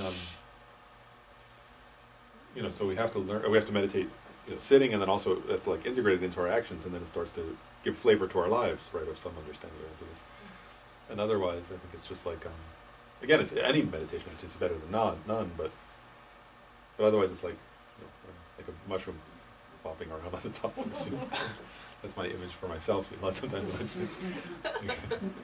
I think, wow, it was good that I meditated a little bit, but it feels like a mushroom bouncing around, and there's all this other stuff going on down here, and it's not flavoring, it's not getting integrated in. So I guess, so we have to experiment with that, right? Integrating it into all of our action. Which is like Lama Zopa Rinpoche emphasizes that a lot, right? Especially bodhicitta and emptiness. To integrate those two into all your actions. Because actually that's the main practices of bodhisattvas, right? To integrate bodhicitta and emptiness understanding into every activity. Seems like, right? That's the main differentiating factor. Right? That's what bodhisattvas do, and that's what non-bodhisattvas don't do. So anyway, so we should try to do that. Any comments or questions before we take a break? Just in case anybody wants to. Just one that probably that is one of the hardest ideas in the Heart Sutta. Sometimes I think that Which idea specifically? yeah, when for example it says from is emptiness. Yeah. That's at some point is, let's say, easy to analyze. Backwards or not backwards, but when it says emptiness to form, it's always hard. But so what I always thought is, in order to try to understand that, is once the conditions are together again, then they became form. So that's the way that I always have thought about that, because when we analyze form and we separate the conditions and circumstances and elements, then the mind probably could be easier to understand. And once into the emptiness, how the emptiness can be formed, it's just then probably the way I have thought it always is once you put all the elements and conditions together in the same moment and point, is when it became formed. So it's because it was very, I have problem with that passage. All my life I have problem with that. So once I did it, how emptiness could be became form, but that's be emptiness at the same point. So it's when it probably you put all the conditions, all the elements together, so then it became form. That's probably, I know. That's interesting. This is one way I always I try to resolve to myself. Yeah. You know, what other people think about that one line, right? Form is- So emptiness is form. Because he's raising a good question. So how do other people? You don't what? I don't get it. Yeah. So probably when you put it, Like, I don't get it being said that way. Everything that I think I understand when I read that line, it's not how I would say it. So I'm not sure I'm understanding it. So, It seems like you can't have one without the other. Like there can't be emptiness of something if that something isn't there. See, she's seeing it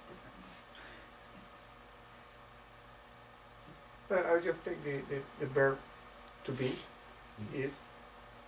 So if something is and something is not at the same time, then it has to be deconstructed and constructed back again. So that was the only.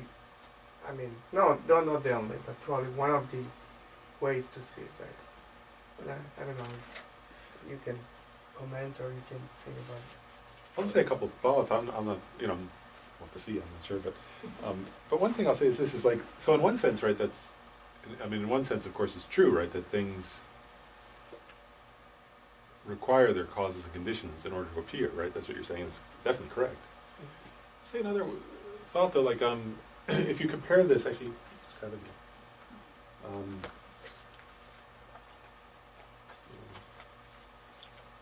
Okay. In the same book, just turn to Ramos von Kappa's Three Principal Aspects of the Path, right? On page 145.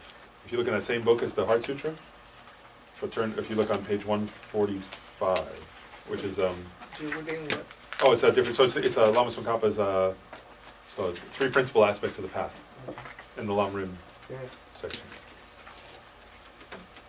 It's 141. Oh, and some it's 141. Okay, so it's in the Lam Rim Prayers section of the same book by Lama Tsongkhapa, and it's called Three Principal Aspects of the Path. Yeah. So I think everybody has it because it's in all the prayer books. It's just either 145 or 141. I guess it varies from page number, but okay. But so if you look in there, right, where he says so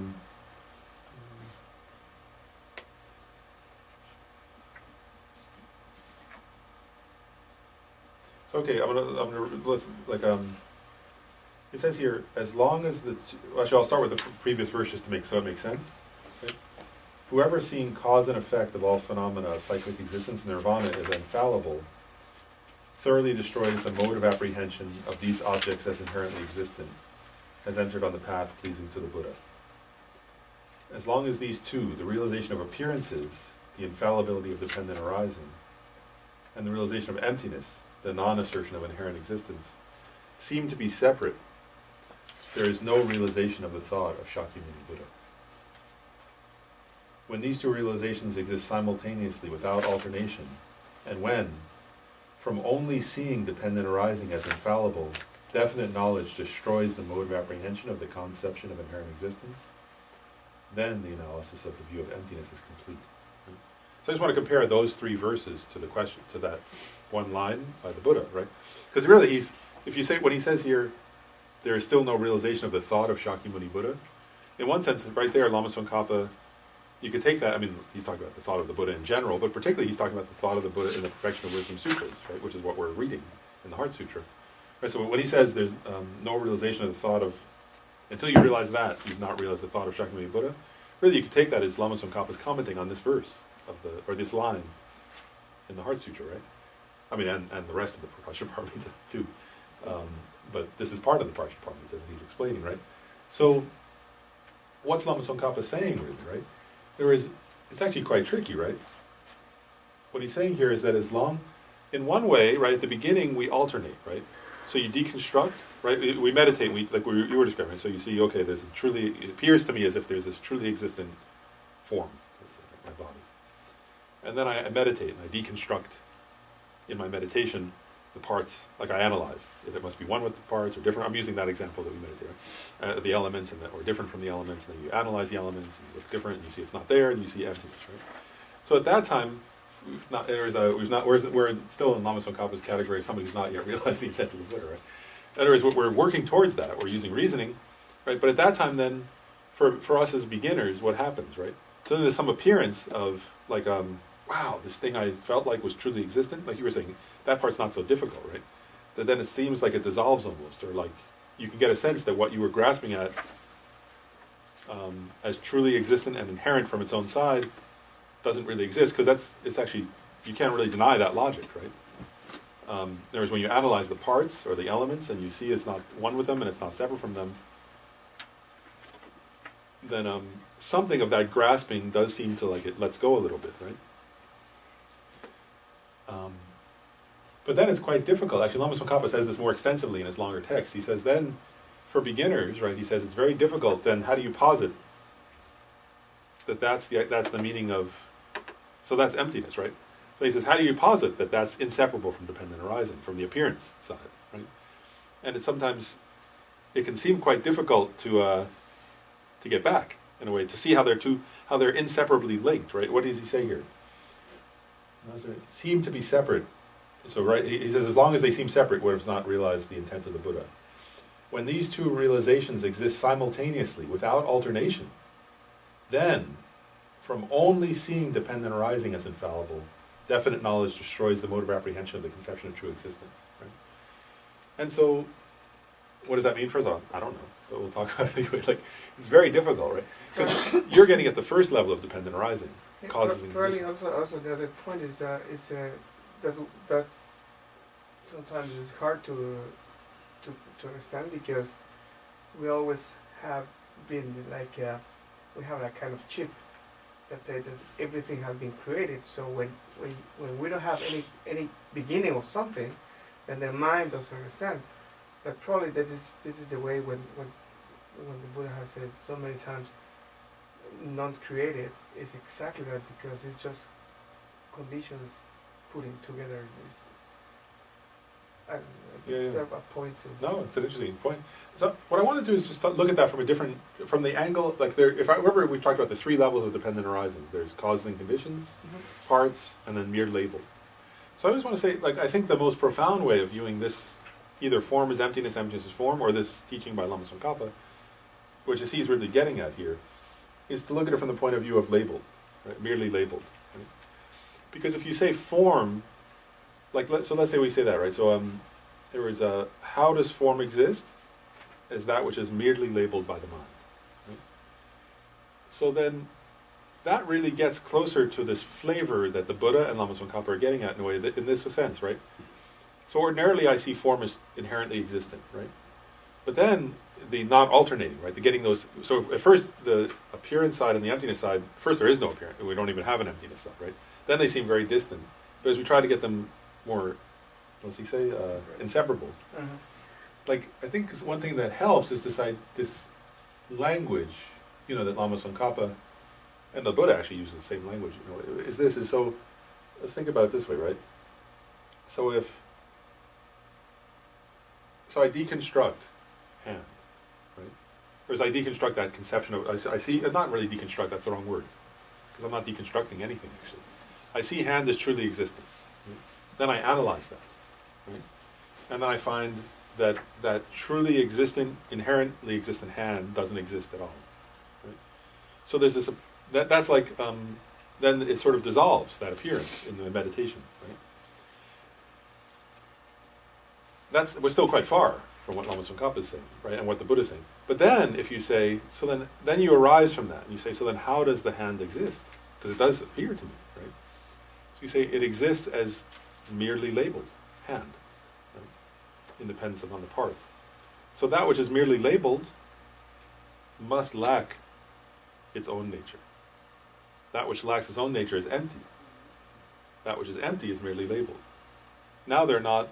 So I mean, like, so if like, I think it's more profound. It helps one to get closer to that if one thinks about the level of dependent arising as in terms of merely labeled. Does that make sense? So then form exists, right? How does it exist? As merely labeled. But as soon as you say merely labeled, right, that means it doesn't exist from its own side, which means it's empty, right? And if it's empty, then it's merely labeled. If it's merely labeled, then it's empty. So I'm just saying that's another. So what does it mean? Emptiness is form. Right? In other words, what that means is it's merely labeled. Right? That's another way of getting at the similar way to meditate on that. Yeah, because it's the phenomena just appearing. It's a mere appearance, as I say. This is Something, the right? Yeah, phenomenon. mere appearance, right? It's a phenomenon that's a mere appearance, merely labeled by the mind. And if you say, right, as soon as you say merely labeled by the mind, or mere appearance, merely labeled by the mind, right, then definitely it's empty from its own side, right? That means, and if it's empty from its own side, actually if you say it's empty from its own side, right, that means, if you say form is empty from its own side, right, that means form does exist, right? See what I'm getting at there? Whereas if I say my body is empty from its own side, right, well, I'm using the words my body, right? It's implying it's merely labeled. Right? So I'm getting at there. So I think that's an easier way, or maybe it's the only way. I don't know. Like, but it seems like that's a way of getting at. So what's the meaning of so form is empty, right? It's empty of inherent existence. That's clear, right? Emptiness is form. It can actually there are many ways of thinking about that. One is they're the same entity, actually, right? In other words, there is no emptiness of form without form. Actually, that's true, right? So in other words, because otherwise, if you don't see that emptiness is form, then there's the danger of starting to believe that emptiness is a truly existent thing. Actually, also that's a very real danger there, right? Because in other words, sometimes people will do that. Actually, Buddhist teachers in history have done that, where they meditated the way we start, right, by analyzing how the ultimate nature of form is not truly, is that it doesn't exist inherently. And then they start to think, well, that emptiness is something real and existent from its own side. But actually, emptiness is form, right? Whereas emptiness is the ultimate nature of form. It's dependent upon form also, right? Whereas the emptiness of form depends upon the form. Because you can't have the emptiness of form without a form. Right? And there is no thing that's emptiness apart from the phenomena themselves, right? So in that sense, also another way of thinking of that, right? So you say emptiness is form. You can also take that to mean emptiness is what is emptiness? It's just the nature of form. So it's not. So in that sense, like, so you say, like, because otherwise you see how it feels like that. I don't know if you get it. Like, if that makes sense to you, maybe that's not your experience. But that's if I don't recognize that emptiness. Like when I meditate, right? You're meditating on emptiness, and you're sort of taking your form as the example, right? And then you come to some conclusion that there is no truly existent form. So then there's some experience there, right? And then if you think of that experience as something separate from form, right? That emptiness as something separate from form, then you start to reify emptiness as a truly existent thing. And the Guardian actually said, right? He said, like a snake wrongly grasped. Right? He said, like, it was understanding emptiness is like grabbing a poisonous snake by right before its head. And he said, but if the person who grabs it at the wrong place, the snake turns and bites them. And he said, and he says, and what he's getting at there, in part, is people who grasp at emptiness as a truly existent thing, independent of the basis of that emptiness. So the basis of so in that sense, like the basis of. If you say a person is empty, or truly existent, the basis is the person, right? So you can't say like, if I say my purple friend who floats in space is empty, well, actually I don't have a purple friend who floats in space. So that's not correct, actually. In other words, there's not a basis. That's not emptiness. That's just made up. That's fiction, right? But if I say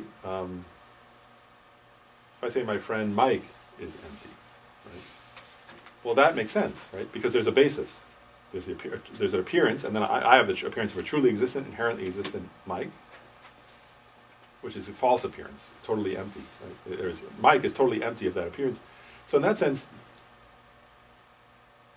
the emptiness of so Mike is empty of inherent existence, but also the emptiness of inherent existence of Mike is Mike's true nature.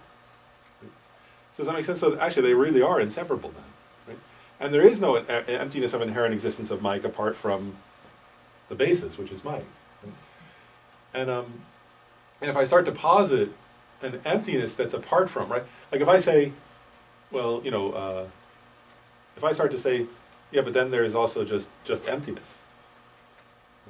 Actually, there is no just emptiness, right? Because emptiness is the nature of things, the nature of things that are existent. Right? And so in that sense, emptiness is totally dependent upon, and is actually, right? Emptiness is persons, thoughts, forms, is existent phenomena, right? It's the nature of those phenomena. So actually it is those. In other words, you can take that quite literally when the Buddha says emptiness is form, emptiness is feeling, emptiness is, right? Really what it's saying is that emptiness is the nature of those things, isn't it? So are you saying is not the nature of non-existent phenomena? Yeah, you can't say, like a non-existent phenomena don't have an emptiness because they don't exist. They're empty of existing, you could say that, but they're not empty of, but they're not the basis for emptiness. That's the object of meditation on the path to enlightenment. Right? I mean, there's one could posit a phrase. You could say a phrase. Well, non-existent phenomena are empty of existing. But actually, everybody knows that. That's not what the Buddha's. When the Buddha's teaching emptiness, he's talking about the nature of existent phenomena, and that's what one meditates upon on the path that purifies one's mind and allows one to become a Buddha. Right. So one is meditating. What's the object of meditation? It's the emptiness of existent phenomena. Yeah. Right. That sounds like that could get confusing if you think that non-existent phenomena is other than emptiness or something like that. I don't want to get confusing, but it's just like in the back of my mind, it's like sparks, something like that. Yeah, because so the key is that not like a. Like, because here's the important, like, let's say, okay, let's take the example of meditating on Gabe, right? So, Gabe is an existent phenomenon, right? And why? Because your mom named you, or your dad, I don't know, somebody named you Gabe. Right?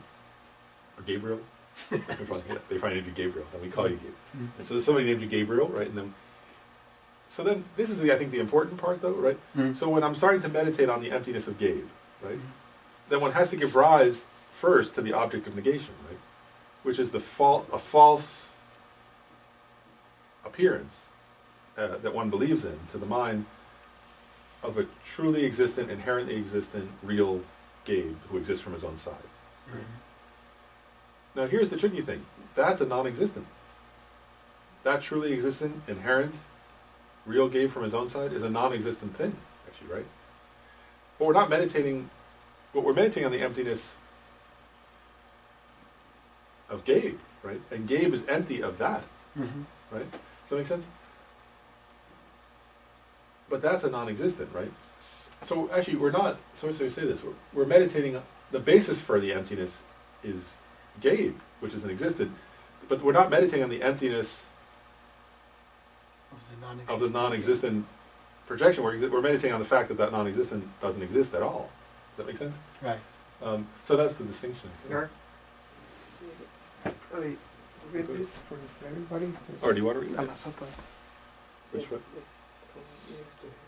From the beginning, starting with however? Yeah. So this is from Lama's over. Yeah. You want to read it, or? No, you.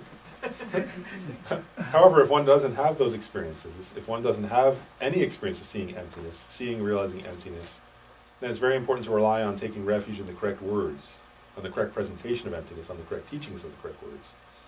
So if you're meditating on the emptiness of I, that this I is non-inherently existent, where this I is a dependent arising, Whether you meditate on emptiness by using the logic of dependent arising, that this I is dependent arising, or whether you use the logic that this I is dependent that it exists in mere, that the I exists in mere name, being merely labeled by thought to the base, the aggregates, the collection of the five aggregates: form, feeling, cognition, compounded, compositional aggregate, and consciousness, the association of the body and mind. So the I exists by merely labeled. I is merely labeled from the side of the mind. I is merely labeled from the side of the mind relating to the base, the aggregates. When you meditate on the extremely subtle dependent arising, the way the I exists, extremely subtle, the most subtle way, the extremely subtle dependent arising, so that by meditating on that, then that brings the conclusion that the I is empty. As a result, it gives the understanding that the I is empty of independence, that does not exist from its own side, that it is totally non-existent, empty from its own side. By using the logic to be able to see that the I is empty, maybe using the logic that the I is dependent arising, like the I is non-inherently existent. Yeah, so that's the most subtle level, right? That level of, that's what we're getting at, that exactly, that level of dependent, of merely labeled, or mere imputation, right? So that's what it's saying, yeah, same idea, right? So does that make sense though? Because that, if it's merely labeled, right, that already implies, doesn't it, that it's empty? It really, I mean, so in other words, you don't need all these other reasonings if you can realize it based on that reasoning, right? And actually, like, all these other reasonings ultimately come down to dependent arising, don't they? What's that? Phenomenological. Yeah, they all come down to that in the end, right? Does that make sense, though, just going back? Does that make sense to people? So that like, this idea that emptiness is form, right? I want to say that, too, because it's not. It's sometimes in the flavor or something, people can have the idea that it's almost like, it can, in one way, it can almost seem or feel or something like sort of emptiness is this space-like thing, and then somehow it's sort of almost like a Star Trek, and there's like the what's it called? Then there's like the bunch of zzz, and then suddenly the person's there again. What's it called? beam me up or beam me down, like as if like there it seems as if like there's this empty space right on the what's it called? On the starship, right? And then like it's empty there, and then they press the button, and then there's like a bunch of lights that go like this or something, and then the person suddenly appears, right? Like I think sometimes it can seem like that to us when we meditate on emptiness. Like you meditate on emptiness, it seems like there's nothing, right? And then you sort of say, oh, but there's also dependent arising, and then you sort of go, and then suddenly, like, but I think what the Buddha is saying is not that, right? What Lama Tsongkhapa is saying is not that either, right? They're saying, like, they're not saying, like, there's an empty space in the ship, and then you press a button, and then there's and then it appears. They're saying, like, while it's there, it's empty, right? And while it's empty, it's there, right? So that's interesting, like difference, right? I mean, I think that's a fair description. Like, I'm just trying to give a feeling maybe of something to talk about, but, right? So it's not like,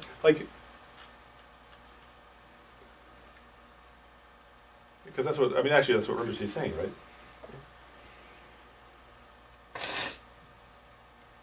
You see, he says, I, or he puts it in quotes, exist by being merely labeled.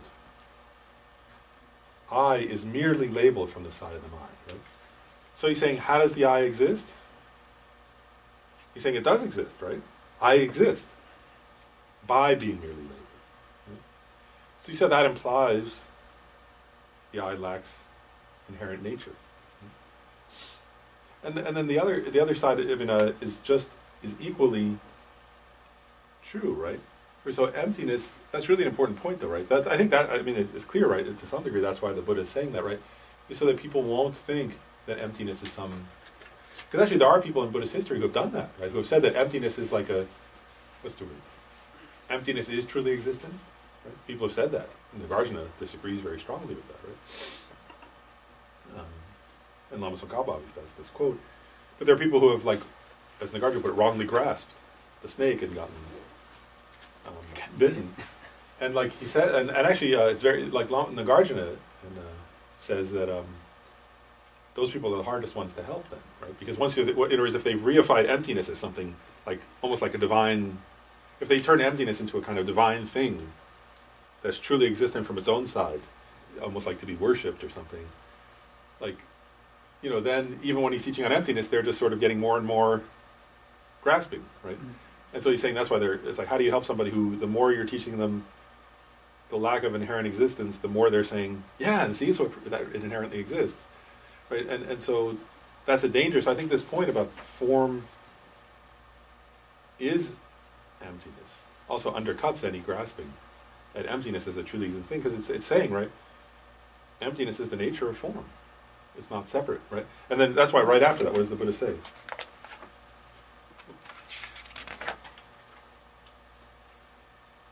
Form is empty. Emptiness is not other than form. Right? Form also is not other than emptiness. Right? So in like Buddhist philosophical terms, they sometimes say they're the same entity. Right? There is a form, and the emptiness of form are not two separate entities. They're the same entity. Right? Like,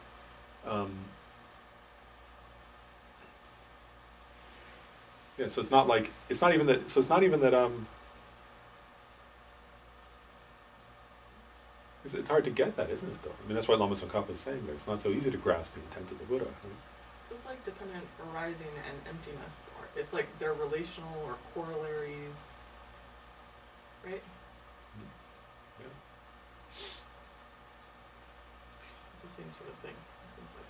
You know, you're right though when you're saying, because I didn't think about that, but until you said it, that you know, when you think about if you say emptiness and you right away think merely labeled, like it helps me or somewhat like I'm understanding it, and then but if you do it the other way around, I'm not sure that I can understand it. You know, when you say form is emptiness, and then you say emptiness is form, then you would be like, you know, emptiness merely labeled. So then you have to say, you know, merely labeled emptiness. Yeah, you have to be able to do it both ways. The other way I can't do. The first one is kind of easier. Like I can like, oh, like I get it. But the other way around, it's like, no, something's not.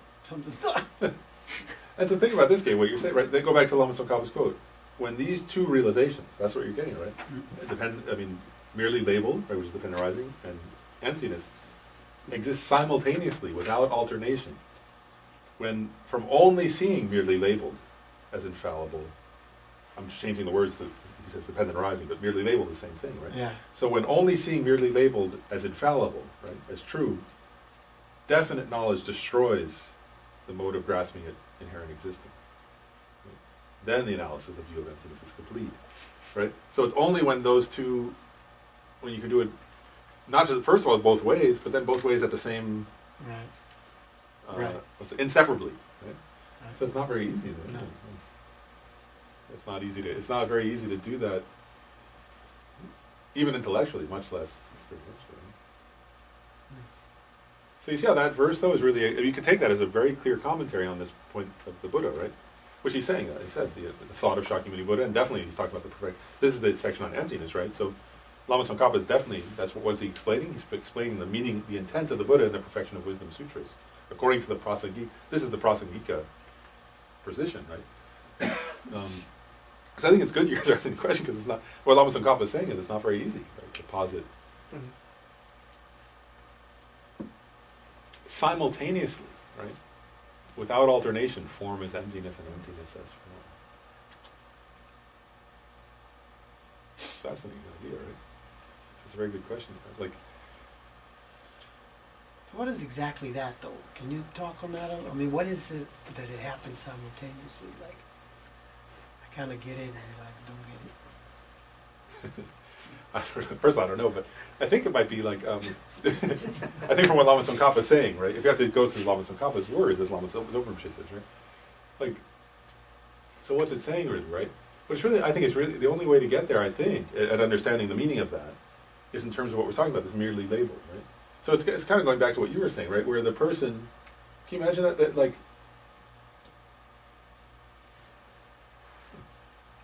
I was remembering that story that Kent Rinpoche told. Do you remember that? Like, some of you guys were here. He's told it 2 or 3 times, right? Where he told the story of, I think it was Pagmo Drukpa, who was a great Kagyu Lama, right? Who was trying to realize emptiness. Because I think this gets at this point, right? So he was going to people saying, essentially, what's the object of negation?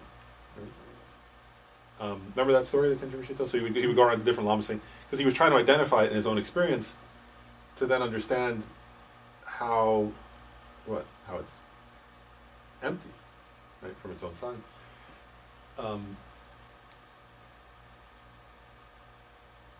You know, and so he went to different people and they gave different explanations, and they were correct, but it didn't help him. And then finally he went to Gampopa. Right? And Gampopa said to him, the object of negation is everything you've experienced up to now. That's something that, everything you've ever experienced is the object of negation. This is what he said to Pagma Drupa. They say that, and Kent Rinpoche said Pagma Drupa then fainted, and he just passed out. And they said when he woke up, he had realized emptiness. You know, like he had realized emptiness. No? Like, in one sense, that's not a very philosophical explanation, but I think, you know, because you're asking like what happens, right? I think it must be, right? Like, in other words, he actually identified in his own experience in that moment the object of negation through the instructions of his guru, right? Gampopa. But so what happens then, right? Like, I mean, first of all, I don't know, but it would seem, right?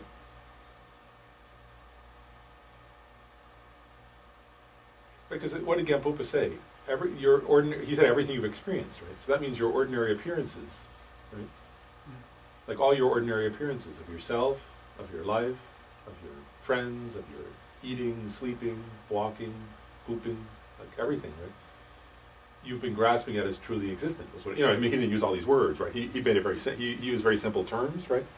But what he was saying, what he was really getting at, right, was that for ordinary people, like up to that point, Pagma Drupa, after that he became not an ordinary person, I think, but up to that point, right, all of his ordinary experiences had been infected, not just by the appearance of inherent existence, but by a belief in it, right? So yet, like, we have this appearances of everything, like microphones, people, books, desks and walls and everything, right? Chairs and flags, and that everything is appearing to us as inherently existent, and then we believe that appearance, right? Whereas we, assent to that appearance. We totally believe it, actually, without question, right? So then the person who's really meditating on emptiness, like Pagmo Drupa, right? What happens, right? So he recognizes, right? The one everybody has to, at the point you're meditating on, is recognize, wow, that appearance is false, right? There's this appearance, because at the point when you're still having an appearance of objects, unless you're a Buddha, right? While the objects are appearing, they appear as if they're truly existent or inherently existent.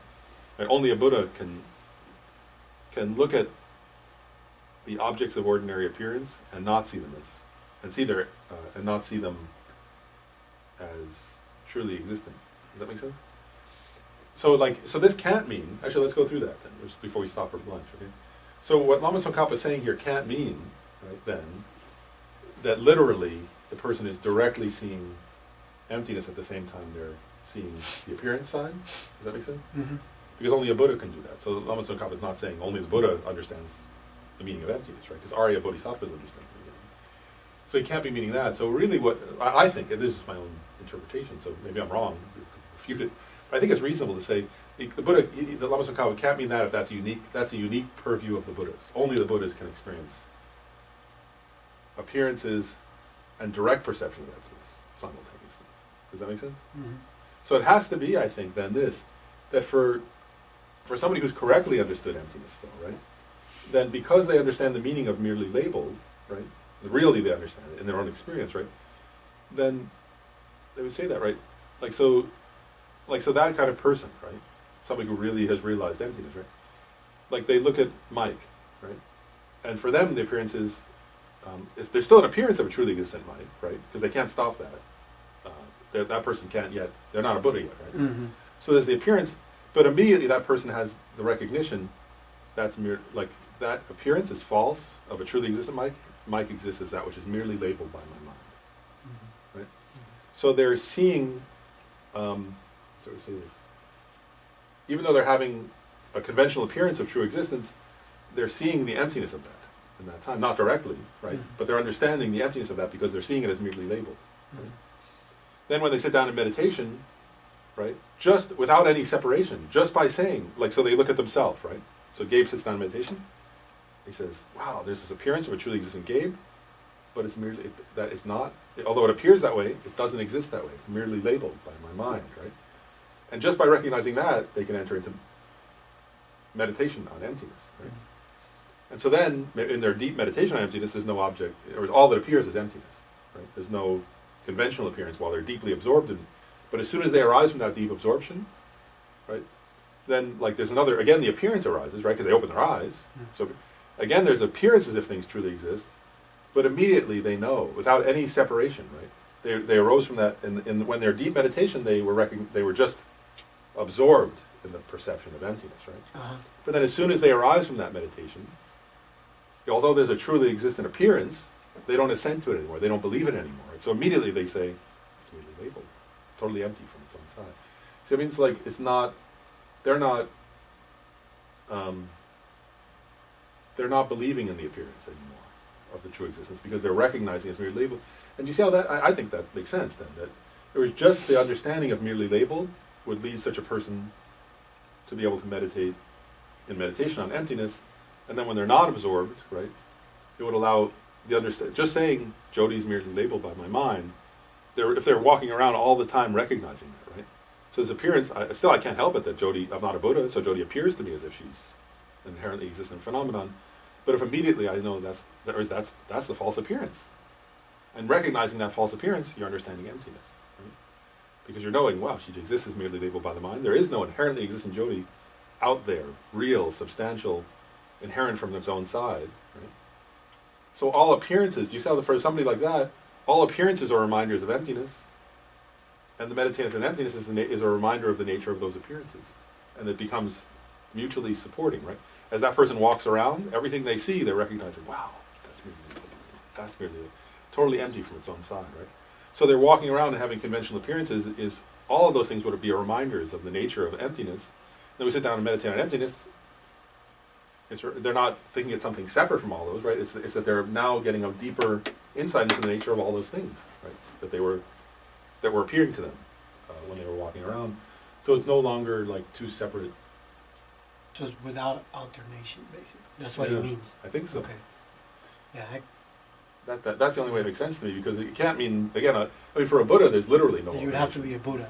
Yeah, that's a different level of no Right. alternation, right? Because for them, they can simultaneously have the appearance of all phenomena in the omniscient mind, right, and their emptiness, because but only a Buddha can do that.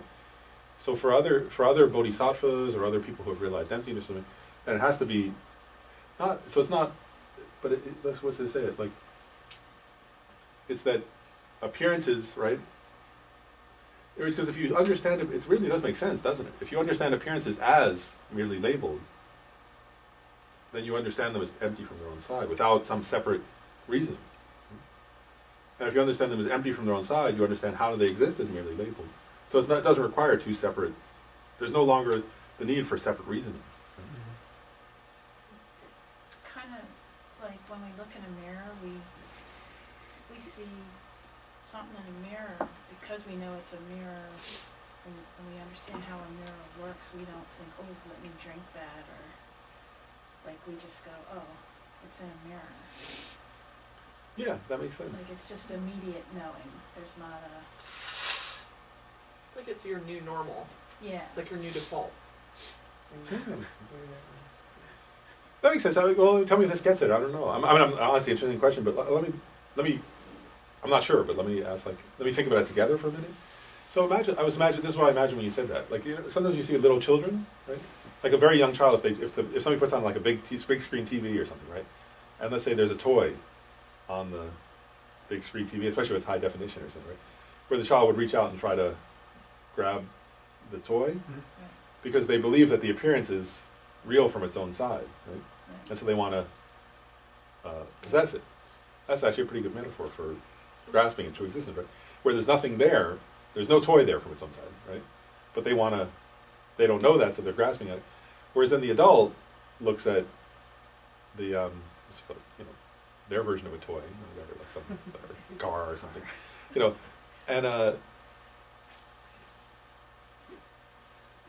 yes, I don't know. I mean, the adult does believe in the true. The problem is the adults believe in true existence of cars, but they don't believe in the true existence of a car inside the TV. Right. So in that sense, that would be similar, right? Like that there is just from learning, right, and from just growing up, one understands, well, there aren't cars inside TVs. So that would make sense, yeah. It would be like that, right? But so that a bodhisattva would have that. Can you imagine? That's a good metaphor in a way, right? So can you imagine if you were walking around, right, and you viewed this interactive appearance like that? Yeah. So then we would be like the little kid, right? And a bodhisattva would be like the adult who can watch a TV and not think they're gonna. Of course, some adults then run out and spend too much money. So I don't know if that's a good metaphor in a way, but you know. I mean, if we see a car, like you're saying with the metaphor with the TV and stuff, even if we still see a car outside of the TV, I mean, we still, you go after it. So Yeah. it's kind of like the same. I mean, we're not doing this, but we're doing it with the mind. In our mind, we are. Yeah, that's the problem. Well, it's 1:30, so we should probably take a break. Okay, so maybe we should start another another round of meditating on the Heart Sutra.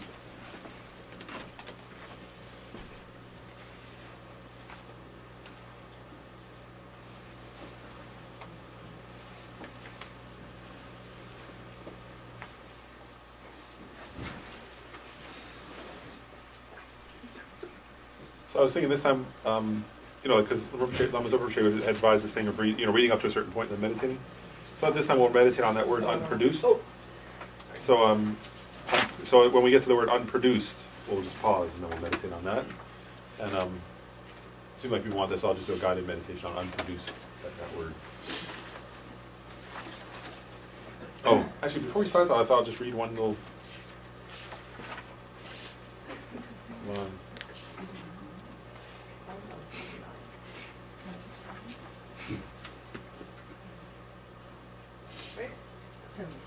I just want to read this. This is from His Holiness the Dalai Lama. I just thought I'd read one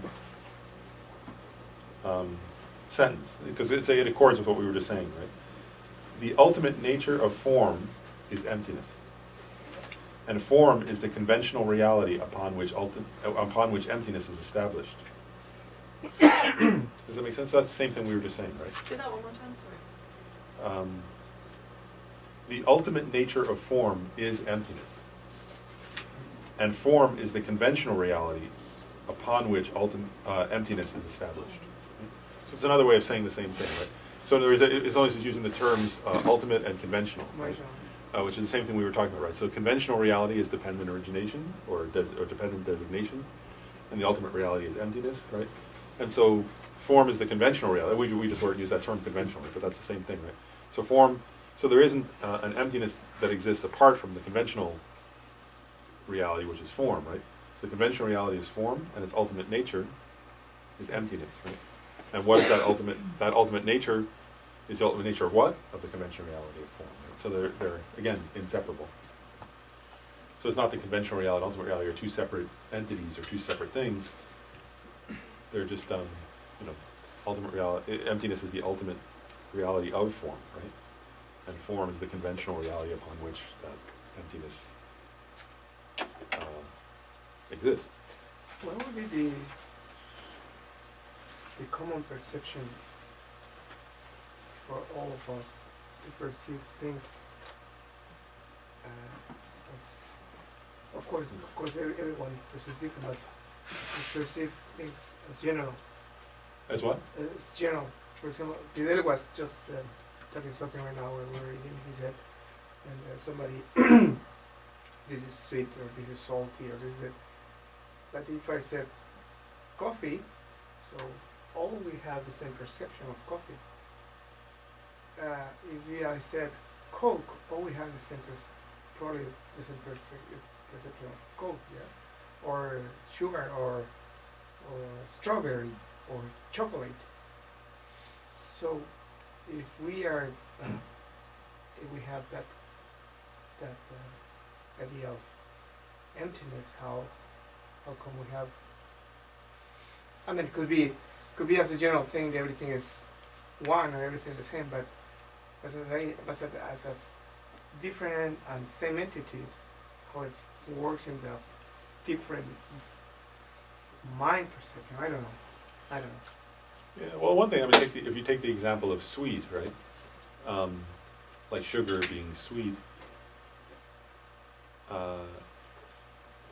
Actually, so sugar is not sweet from its own side. Sugar is only sweet and depends upon a tongue, right? Like, so you have to have a sentient being with a tongue in order for sugar but to we appear. have all we have the same perception.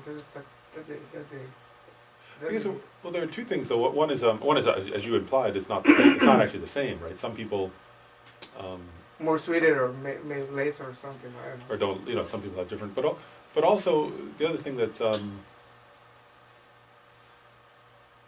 it's true for that is that, I mean, another way of viewing the same thing is also it's dependent upon, still first of all it's dependent on causes and conditions and also karma, right? So the idea would be that so we say it like, so there's an example that is traditionally used in Papankar uses it, but it actually comes from, I think, Chandrakirti, that says it gives the example of water. Right? And it's Kentram should use this one at the retreat when we taught on emptiness, right? But it says it's a traditional example that says like if there's a bowl of liquid, then like humans perceive it as water, right? But like a hungry ghost, if they look at it, will perceive it as pus and some disgusting. And then if a god looks at that same bowl, they'll perceive it as nectar. And so that's a traditionally used example to show, one thing is to show it's empty of being any one of those and from its own side, but on the other side, what it's saying is that there's a common perception in a given realm or among a given group of beings who have a similar kind of karmic disposition at that time. And actually, you don't even have to. I mean, you don't even have to posit. For me, when I think of that one, I actually think of wood, right? Like, in other words, for me, if I look at a piece of wood, it appears. I'm a human, right? So it appears like a certain way, right? You think, oh, you could burn that, you could make it into carve it into something, or make it into a wall or whatever, But if a termite looks at that, right, his perception of wood is completely different, right? Like nothing similar at all. Right? Like for a termite, it's both a place to live and food, right? And it has a whole different way of perceiving, So in other words, but termites would all, like a group of termites that are living in a piece of wood, have a similar appearance while they're a termite for that piece of wood, and me and you would have a similar appearance to that piece of wood. So from a Buddhist perspective, they say you could say causes and conditions, or you could say karma. But still, beings in different realms, actually, like insects versus humans, have a different perception of.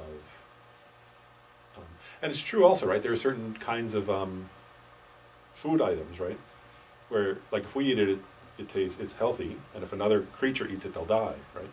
Like some things they say, don't feed this to your dog, right? Because the dog will get killed if it eats it. But for us, it seems like it is a suitable food.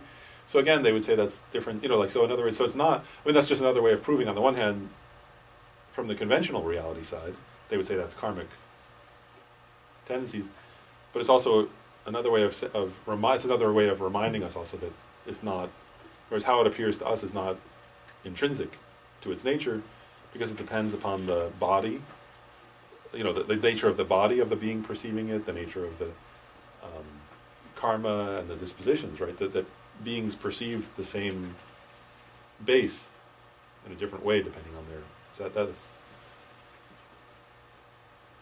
So can we say like, okay, we give like a base same names, or like whatever names, but like they have the same names, but the way they appear to me is different. Each one is different, but they have. Which base? You say they have very like names like food, like we talk about food, like I can say that's sauce, that's and vegetables, rice, but like I can say the names, but like the way they appear to me in another person is not the same.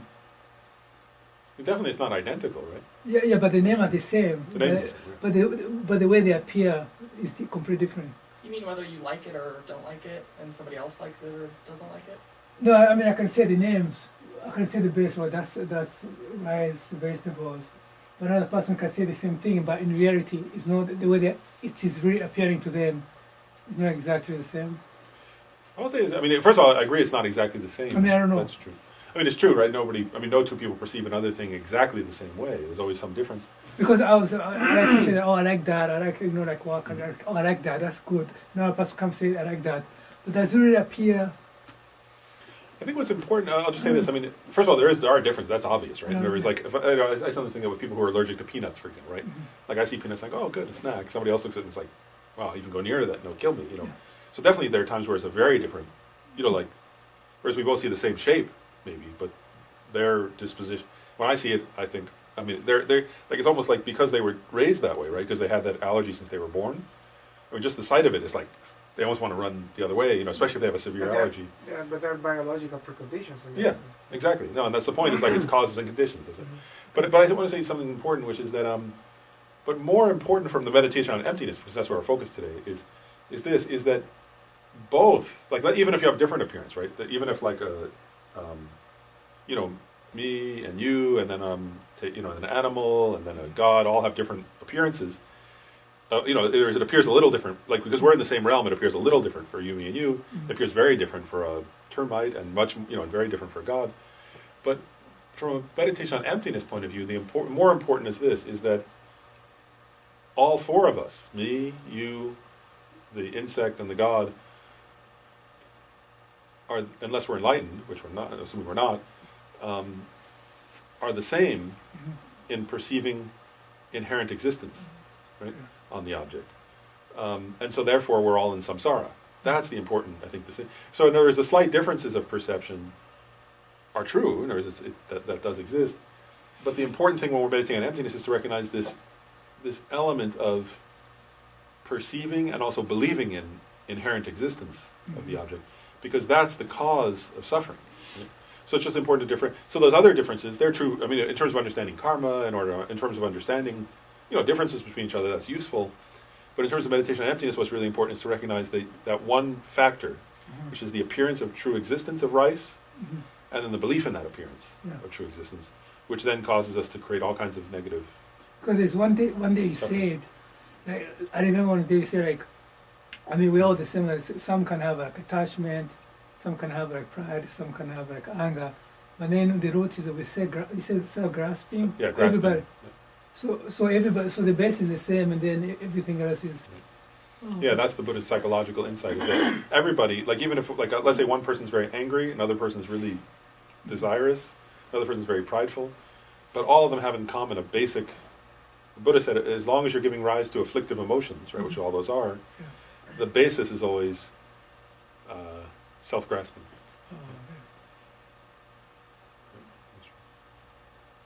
Okay, well let's go ahead. We'll do up to that word unproduced, and we'll meditate a little on that.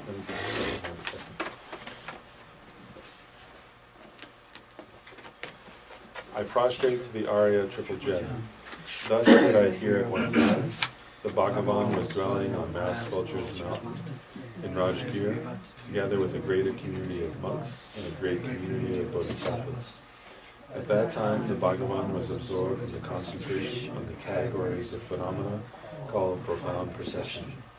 Also at that time, the Bodhisattva, Mahasattva, Arya Avalokiteshvara looked upon the very practice of profound perfection of wisdom and beheld those five aggregates also as empty and inherent nature.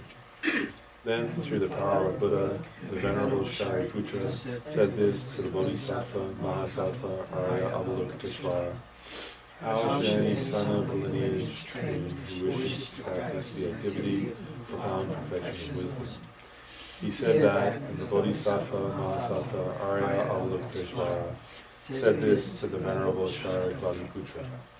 Shariputra, any son of the lineage or daughter of the lineage who wishes to practice the activity of the profound perfection of wisdom should look upon it like this, correctly and repeatedly beholding those five aggregates also as empty and inherent nature. Form is empty, emptiness is form. Emptiness is not other than form. Form also is not other than emptiness. In the same way, feeling, discrimination, compositional factors, and consciousness are empty. Shariputra, likewise, all phenomena are emptiness, without characteristic, unproduced. So, let's stop there.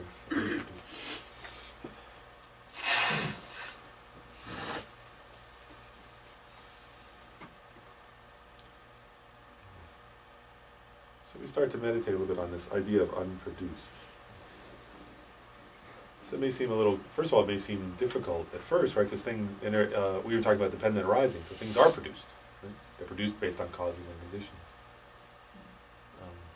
So obviously the Buddha is not saying here that conventionally things are not produced, because conventionally they are. Right? But what the Buddha is getting at here, right, is that first of all, that things don't have ultimate production. Or another way of saying it is that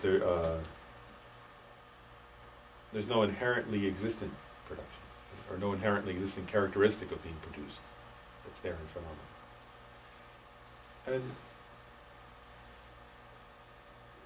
so let's go back to form. Let's use your own body, okay, as the basis again.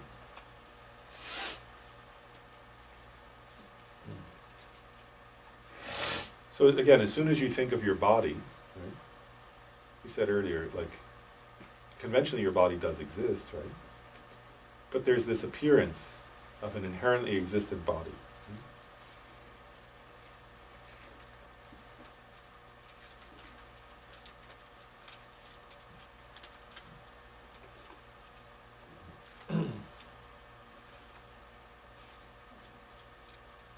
And when you meet somebody, right, just like that ordinary conventional reality, when you meet somebody and they say, where are you from?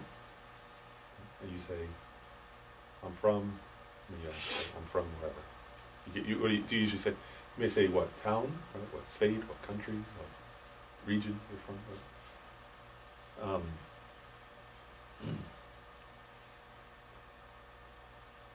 And conventionally, right, verbally, if you think of it in terms of merely labeled, it's a correct answer, right? There's no problem there, right? Because if I say, in terms of verbal convention, that's an appropriate response, right? As long as you're not lying.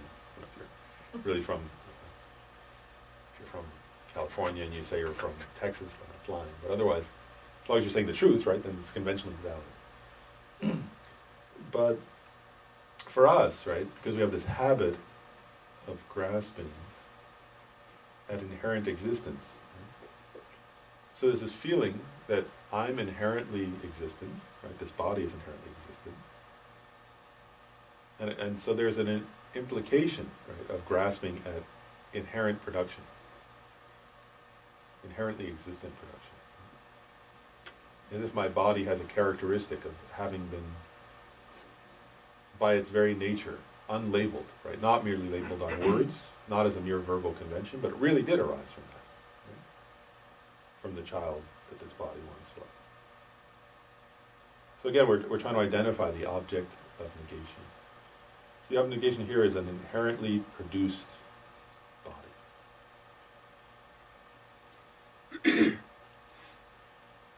So it really feels like that. There's some solid body here that truly was, inherently produced from that child in that other place.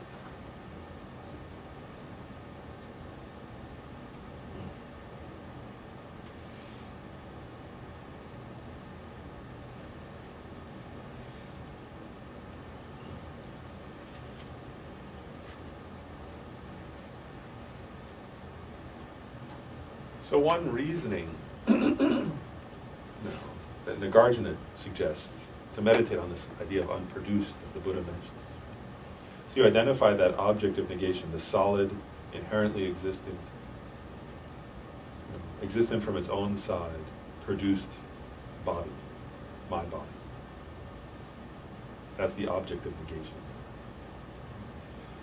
It's not that verbally you can say my body, right, based on a mere appearance. That's valid. What we're talking about now is this something beyond what's merely labeled. Right? But this appearance of something inherently there that's inherently So having identified the object of negation, now again we have to use logic, reasoning. And so the reasoning that Nagarjuna suggests here is, if my body is inherently produced, that which is anything inherently produced, has to be produced inherently from itself, from something else, something not itself, something other, from both, or causelessly, from neither, which means with no cause. There's no other. Again, and logically, you can easily see there's no other possibility.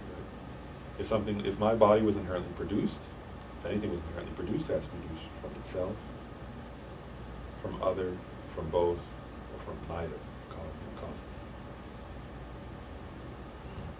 So really try to, again, so we're going to go through those four possibilities. But again, keep in your mind that object of negation, the inherently existent, inherently produced my body. So if this present my body, right, is inherently produced from itself, that means this present my body now existed when I was a baby, or 1 year old, or 2 years old.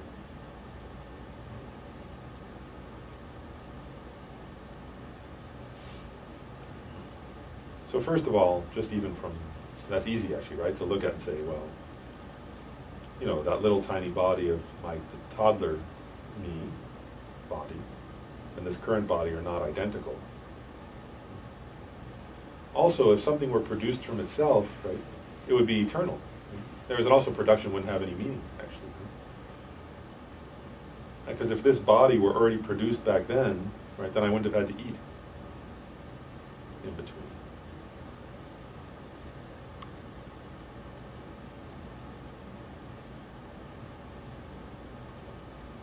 You know, brush my teeth or do anything.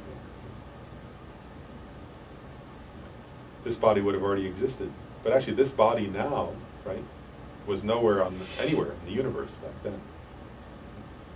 There was some other little body. So you can say, so for one is you can see just from your own experience, right? That this present body, first of all, it didn't exist back then, so it's not produced from self. Secondly, if things were produced from self, right, then they would be eternal. They would just keep producing themselves endlessly.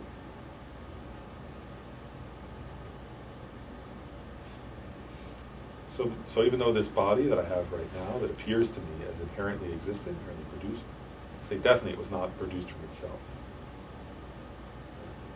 It didn't already exist. You know, and it didn't exist, for example, before I was born. This current body that I look at, you know, feel here, it definitely didn't exist before I was born. No way.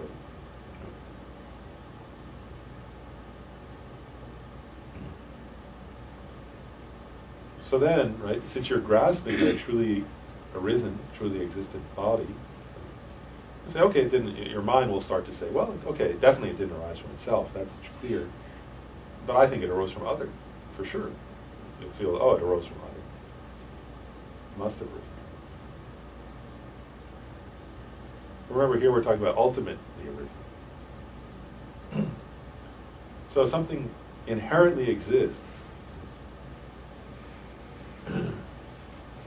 and it arose from an inherently existent other. Actually, two inherently existent things, if they're inherently existent, can't be relational.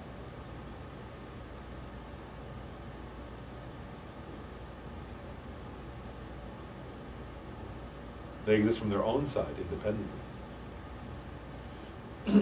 Also, as Arya Deva points out, if something could arise from that which is inherently other, then, like, you know, the child who Jen was could have grown up to be Gabe.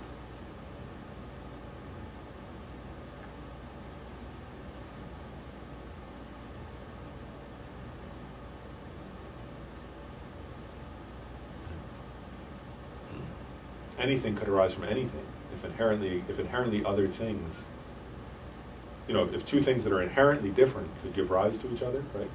You could plant poison ivy seeds and expect to get apples, right? Because they're inherently different. If we talk about like conventionally different, you know, merely labeled different based on causes and conditions, that's different. But here we're talking about ultimately different, right? Inherently different.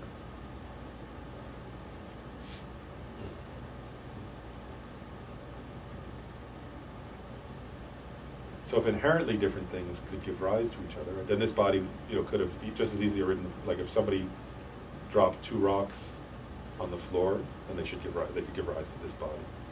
That's inherently different. But actually, the child who I was, right, in a continuum, is dependently related. So it's not inherently other.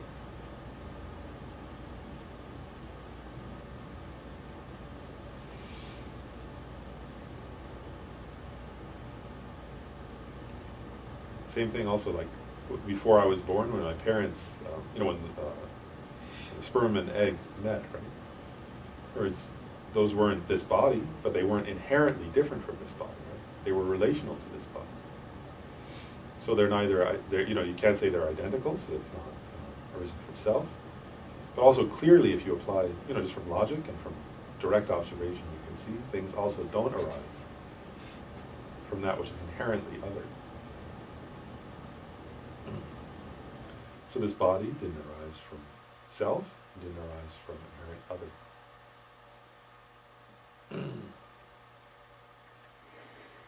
So we're going to check, did it arise from both?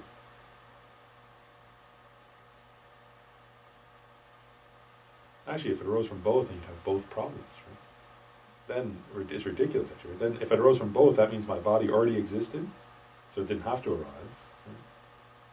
Right? And that it could have arisen from anything at the same time. Especially, if you try to assert that it arose from both, you get both false. The fault that, you know, then it would seem that anything should arise from anything. And the fault that it would be eternal and always arise. The fault that it should have already existed, but it didn't, if we check.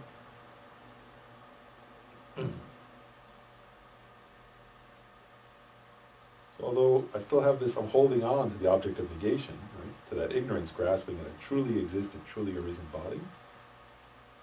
It didn't arise from itself. Didn't arise from other. Didn't arise from both. And there's no way it arose causelessly. That's obvious, right? If things arose causelessly, then you wouldn't have to, you know, build a house to live in it. You have a house built. It would just appear randomly anywhere. And if bodies arose causally, then people would just start appearing randomly, you know, falling out of the sky, or, you know, popping up anywhere. That's not how things work.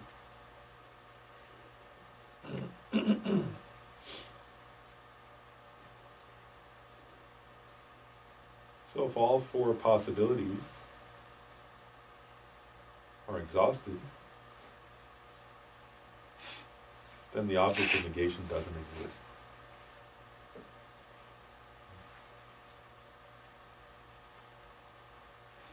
The inherently existent, inherently arisen body doesn't exist at all. Totally empty of its own self.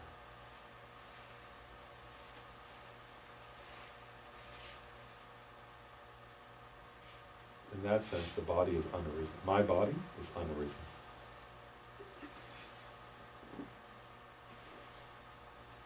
That which did not inherently arise can't inherently abide and can't inherently cease.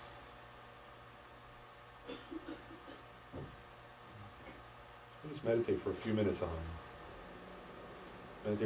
your body as unarisen.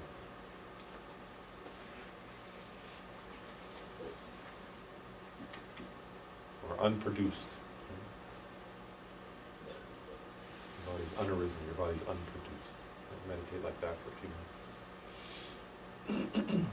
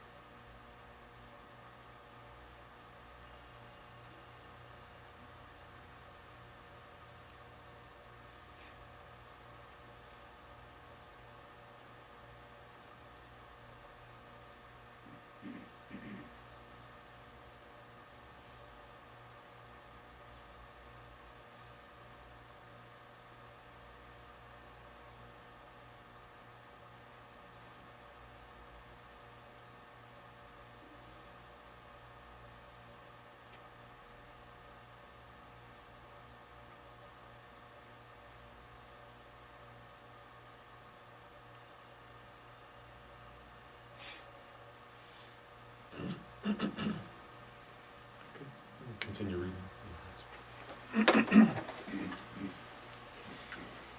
So we pick up from the word unproduced. And the seeds, stainless, not without stain, not deficient, not fulfilled. Shariputra, therefore in emptiness there is no form, no feeling, no discrimination, no composition of factors, no consciousness, no eye, no ear, no nose, no tongue, no body, no mind, no visual form, no sound, no odor, no taste, no object of touch, no phenomenon. There is no I element, and so on, up to and including no mind element, no mental consciousness element.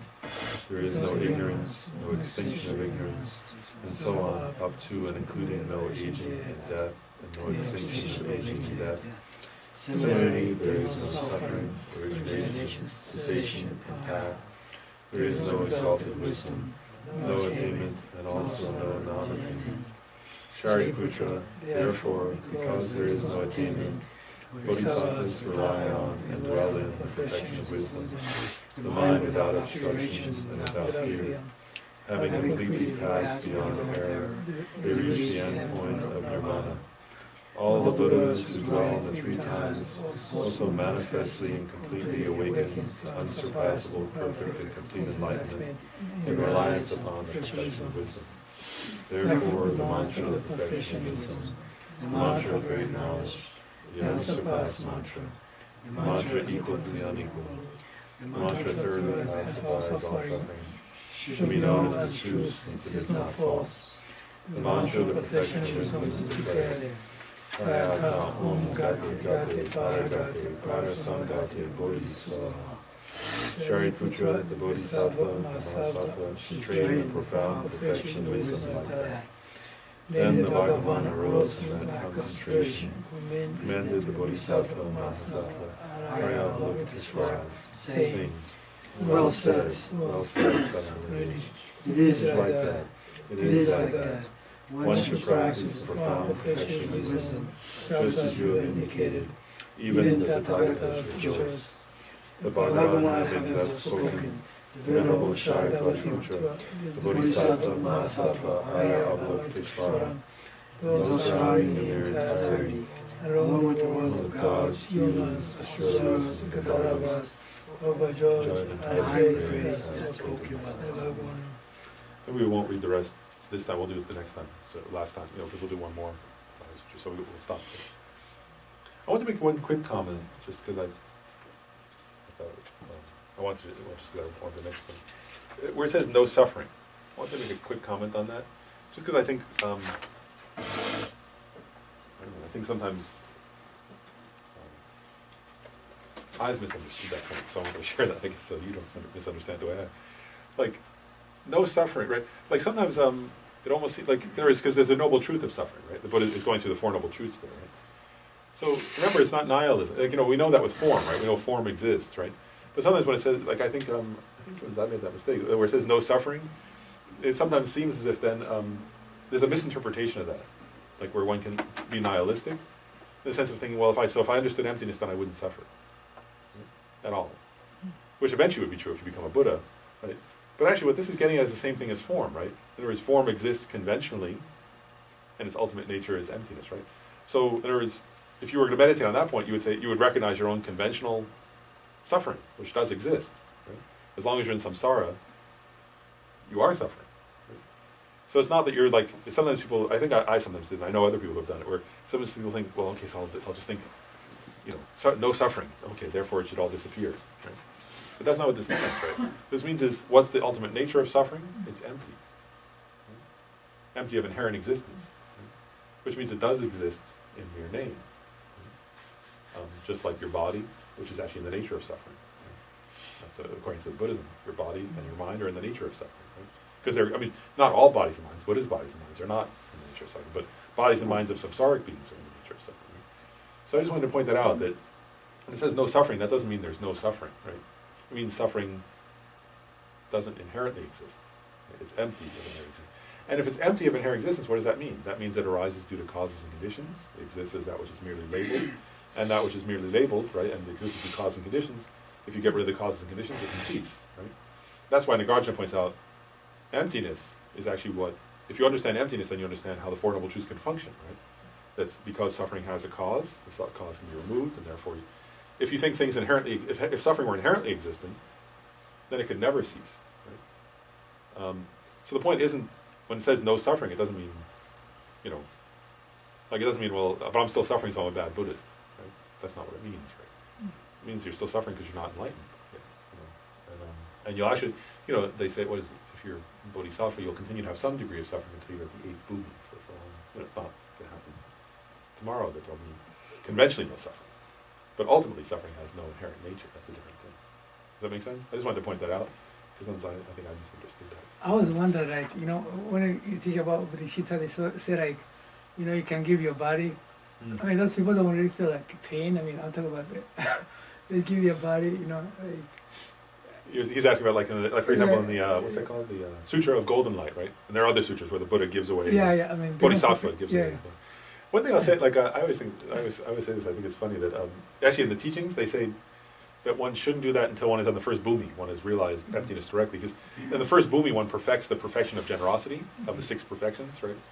Or the 10 perfections, depending how you count. So like I always joke that that's like saying like, don't try this at home. You know, like it's like the warning. Unless you're at the first bhumi. If you've seen emptiness directly, then try it at home. Then you should try it at home. But if not, then you should. You know, it's funny in a way, right? Like that's what. But so what they say actually, like I once heard Kirti Senchur, somebody asked him about that, and it's not that there's no sense of. I mean, I don't think, like, I think that the bodhisattva would still have physical suffering if it's tiger, like, you know, if a tiger eats them or something, they would still have physical. But what he said, actually, Kirti Senchur said, he said, you know, for now, beginners, we begin by, he said, giving away, you know, a couple dollars or some vegetables or some fruit, he gave the example. They said, when you're at the first bhumi, giving away your body will be like to you now giving away a piece of fruit. Like if you had an apple, you might say, "Oh, I'd like this apple, but okay, you know, this person needs it. This person would enjoy it more than me, or they look hungry. I'll give them the apple." So one time, Kirti Senchur said, when you're at that level of the first bhumi, that you're giving away your body feels like giving away an apple or a piece of vegetable or something like that. So you have to get to that level first. Because actually, they say in Buddhism that it's very bad if you give away something and then you regret it, giving it away. Then it's worse than not having given it away at all. Like, you know, so they would say, like, so that's why I think they warn that, right? They say, so somebody tries to give their body and then they think, this is not, you know, good. Like, and they generate strong regret, and then they're dying. As they're dying, they're sort of feeling upset. Then it's not good for them. But the bodhisattva on the first bhumi, actually, if you read the Sutra of Golden Light, right? You've read it. You know, you've read it. I have a picture of you reading it. So I know. I have documentation from Jen. Yeah. But if you so that, you know, if you're reading the Sutra of Golden Light, right, the bodhisattva is so happy, right? He's saying like, "Oh, I've been waiting for this chance to complete the perfection of generosity," essentially, right? And like I've had so many bodies, and now finally. So that bodhisattva, also because they are in control of their own rebirth, right? So it's no longer like for us. It's like if we give away our body, we don't know where we're going next. But a bodhisattva at that level can control their next life for one thing, and also from their side they're feeling so joyful, right? Because they've already realized emptiness and they're progressing to complete the first perfection of generosity. So for them it's like they're so excited. I think it's like they're feeling when giving away their body might be like us if we win the lottery or something. Like, oh wow, now finally I get what I wanted. You know, I get to. So it's a different. Yeah, so I think it's a different. But I don't think it means that they don't have physical pain. Yeah. They still have a body that can have physical. But you know, like, again, I think it's different. Like sometimes people are happy to have physical. Like for example, like for example, if you watch parents, like they're like sometimes parents are so happy to have a certain amount, like to do something for their child. I've seen many times that, right? Like that they're happy to undergo a certain kind of suffering if they feel like, oh, my kid's better off now. I think it would feel like that. Like it's not that they don't. It's not that the bodhisattva I think doesn't have physical sensations, but for them, their joy at getting to complete the perfection of generosity is so much more than the physical. It doesn't affect them the same way it would a normal person. But so should we do it? Maybe what I was thinking, because we have just time. Oh, go ahead. Sorry, I'm coming with other Okay. horrible questions here. It's very interesting here that the sutra, we never, although it's very related, very profoundly, we never find the word impermanent and impermanence. That is not here.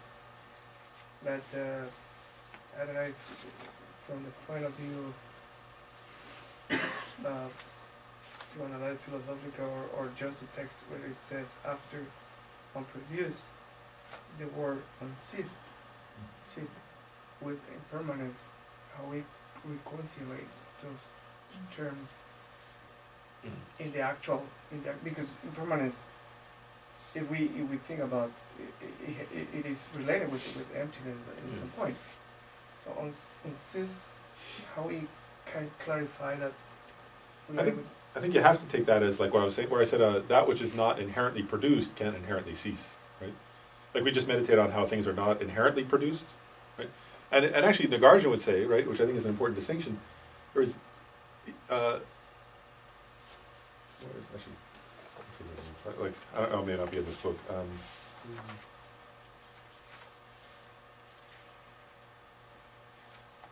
Yeah, I'll read this quote. This is from Nagarjuna, actually. It's not the exact quote I was thinking of, but it's close. So this is Nagarjuna saying, he says, he who taught dependent origination, right, that means the Buddha, right? No cessation, no origination, no annihilation, right, that means no permanence, no coming, no going, neither different nor the same. Through the calming of conceptual elaborations, to you who is the supreme speaker, among the fully enlightened Buddhas I pay homage. So this is getting at a similar point to what the Buddha is getting at, right? And Nagarjuna is commenting on this teaching of the Buddha when he says, no origination, no cessation. You say Garchin? What's that? You say Garchin? Nagarjuna. Arya Nagarjuna, yeah, Nagarjuna, Nagarjuna. Nagarjuna, yeah. So in that sense, what it's really, I think, saying is that, like, conventionally, right, on the conventional verbal, merely labeled level, of course, you can say this arose, and this ceased, and it's impermanent, right? And that's accurate. Conventionally, that's true. But what the Buddha is getting at here, right, is ultimate, right? The ultimate level, you know. So on an ultimate level, right, we just meditate on that, right? Things are not, you can't find ultimate arising, actually, right? Because things, if they didn't arise ultimately from themselves, from both, or from neither, then they didn't ultimately arise. They conventionally arose, right? But not ultimately. And so in the same way, right, things can't that which is not ultimately arisen can't ultimately cease. Right? And so one can do a similar kind of, what's the word? Like, so that which didn't even inherently exist can't have an inherent quality of cessation. It's merely, or it's because, like, in one way you could say this, that, so we say this, like on the gross level, let's go through the dependent arising again, right? Based upon the causes and conditions, right, then one labels a thing as having arisen and having ceased, right? And but actually in those causes and in those conditions, there's no inherently existent cessation. Right? So there's an appearance, and when that appearance no longer appears, we can correctly label, right, it's ceased now. But there's no inherently, in other words, if things had an inherent, if you had an inherently existent quality of cessation, then you would have already ceased, right? There's one part. But I want to say another part that's more profound, I think, actually, in terms of the connection between emptiness and impermanence, is, so we say this.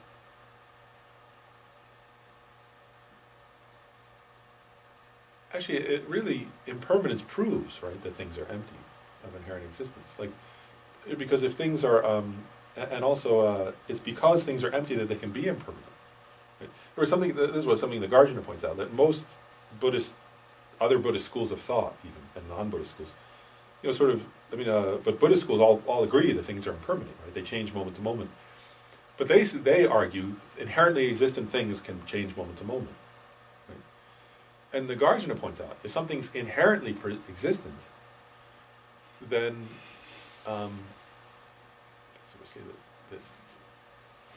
then it didn't arise due to causes and conditions.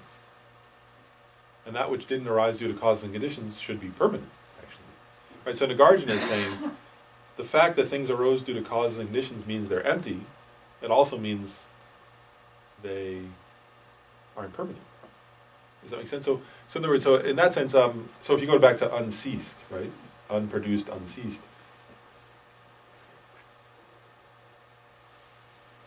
In a sense, what's that we say this also, like, actually, there's another way, I'll give one more comment on that. Like, I was just thinking about this also in some of the teachings in the middle, what's called the consequentialist school say this too. That, if you say, right, something inherently existed, and then it inherently ceased, right? Because that's inherent cessation, right? Then if it inherently ceased, right, then in a sense it's is absolutely non-existent. Right? That which is inherently ceased is absolutely non-existent. Then a couple problems come, right? For example, Nagarjuna points this out, or I can't remember if it's Nagarjuna or Chandrakirti, but your past actions, right? If you did a bad action in a previous lifetime, right? Now, conventionally, that's the past, so it's ceased, right? But it's still going to give rise to effects, right? But if something is inherently ceased, then it's absolutely non-existent, right? So how can it give rise to effects of karma? I mean, karmic effects.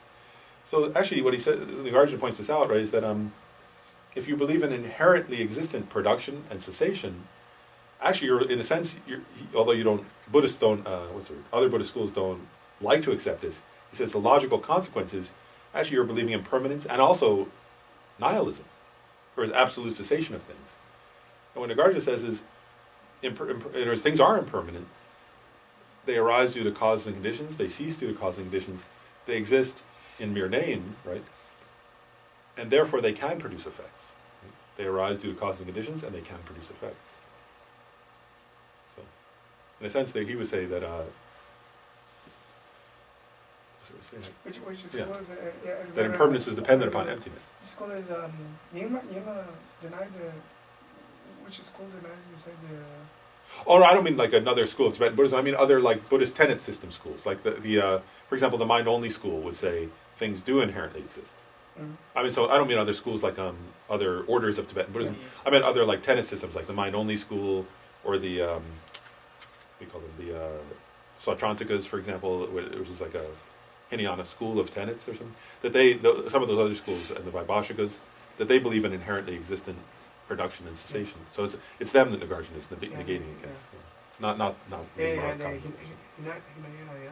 Yeah, that they also argue Yeah, for yeah. inherently existent Yeah. production.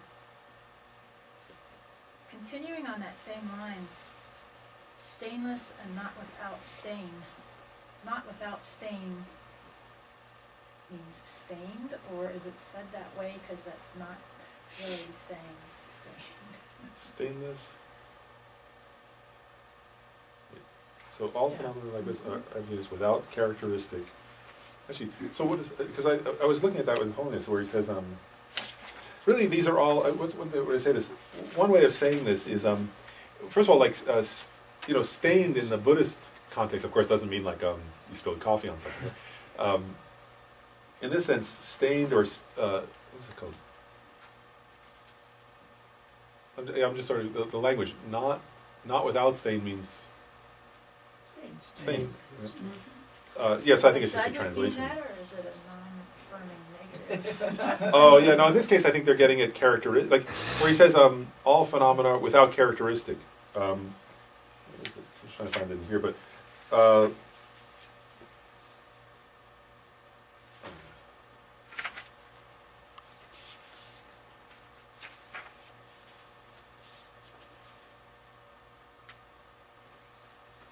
you heard it. So His Holiness says, defining characteristics in this passage refers to both universal qualities of phenomena such as impermanence, emptiness, and their specific characteristics such as characteristics of a particular apple.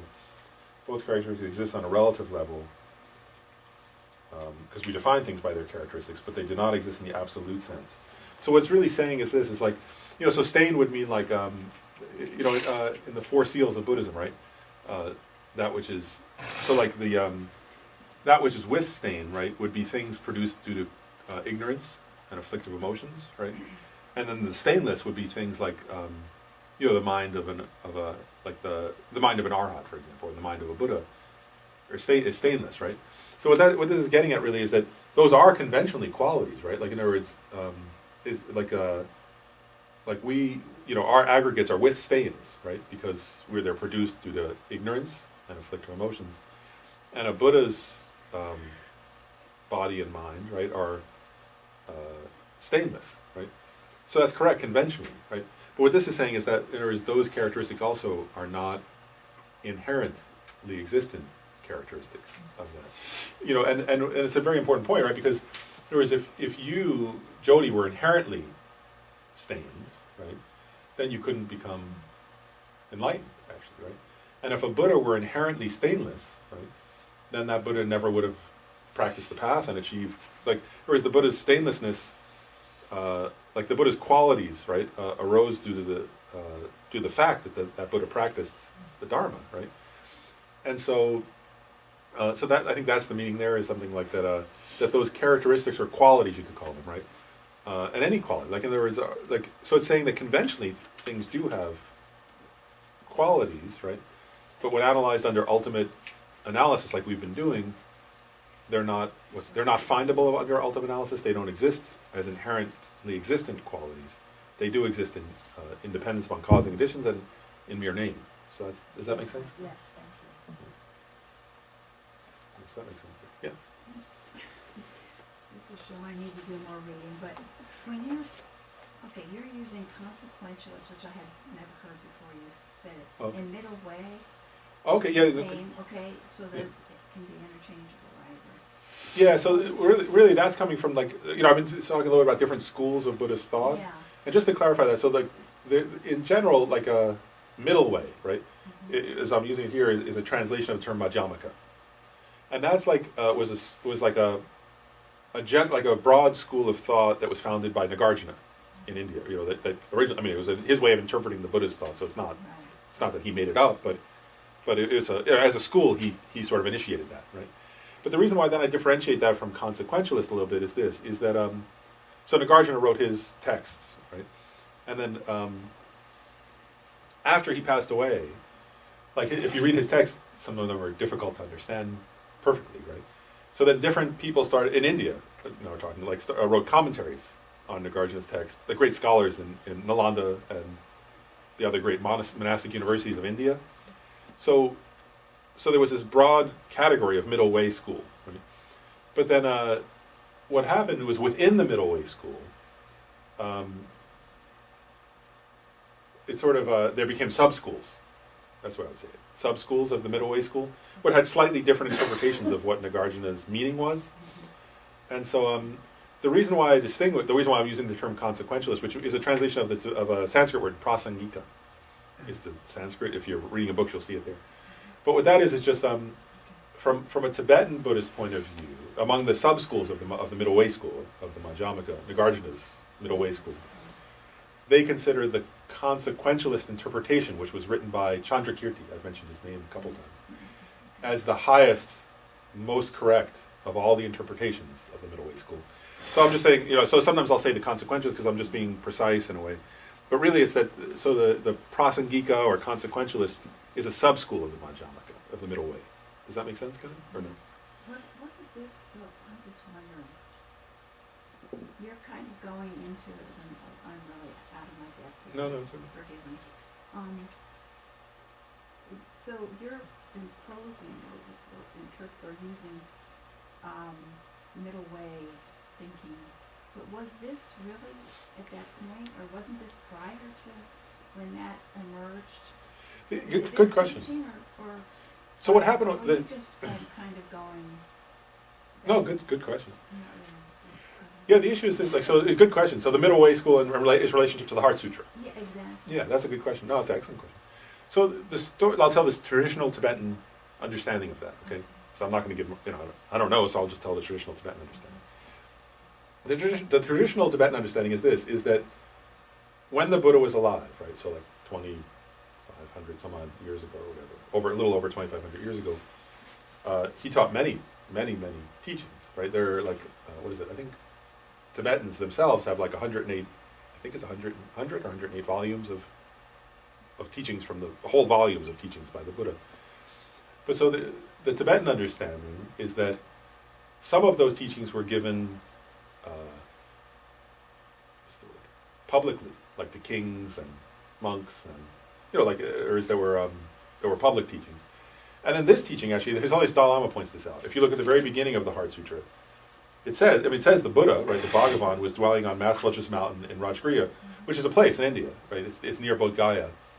So it's a geographically identifiable place, and all Mahayana Buddhists recite the Heart Sutra. In other words, it's part of all the different. It's like sometimes if you go to the Dalai Lama's teachings, you'll see where His Holiness will have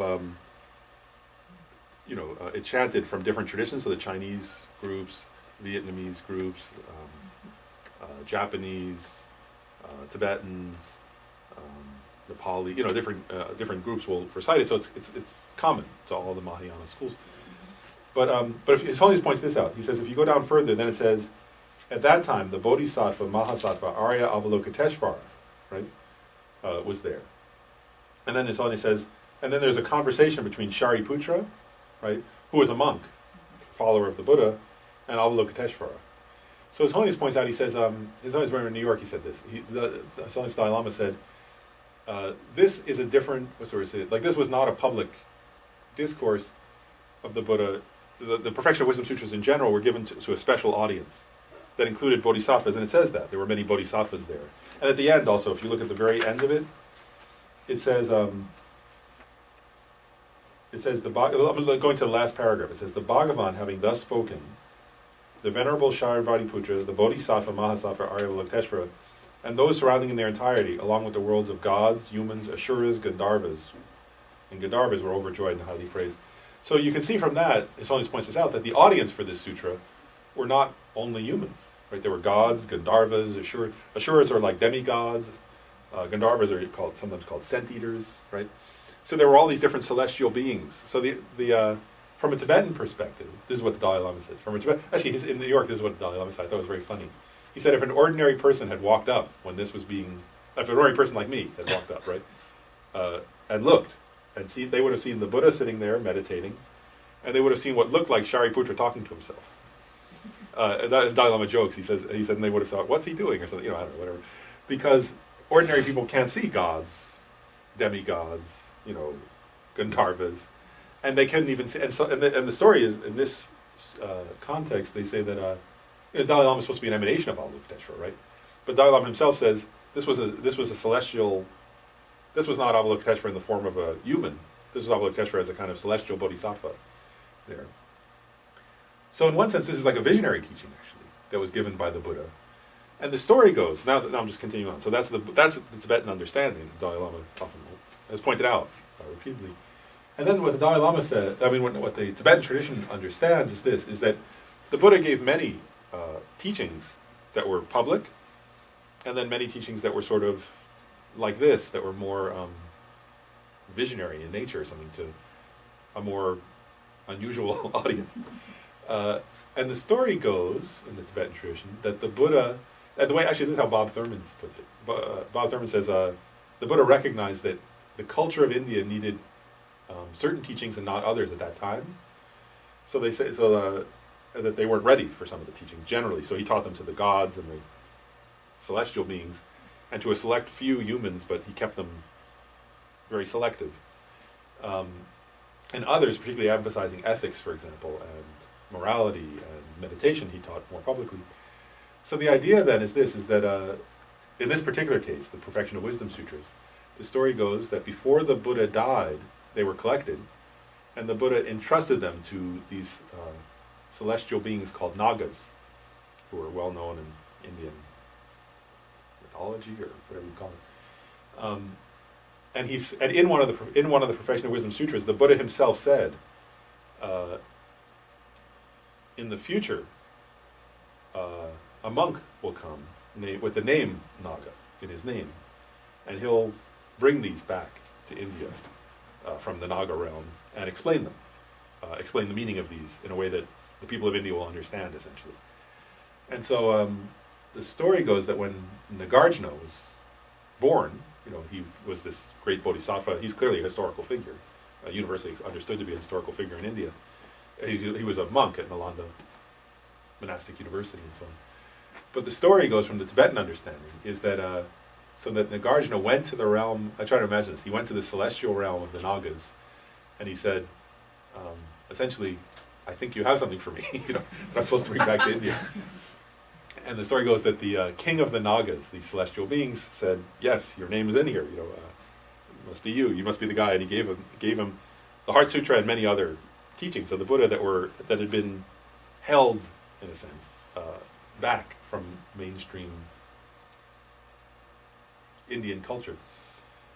And then the story is, this is the founding of the Middle Way School. The story is that Nagarjuna took those teachings back with him to the normal human realm, and he read them, and because he was a great being, and a great scholar, but also a great meditator, who had actually realized emptiness himself experientially.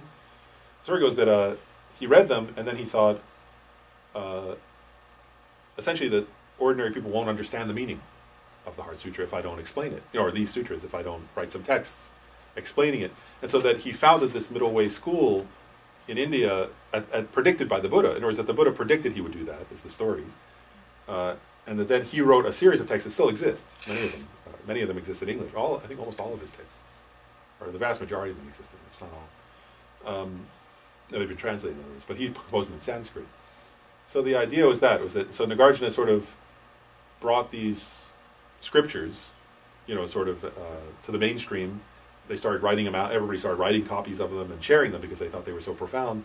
And the Buddha wrote, and Nagarjuna wrote many commentaries on them that were and essentially that was the founding of this middle way school of thought. So it was sort of an explication of the Heart Sutra and other perfection of wisdom, other sutras in that genre of teaching.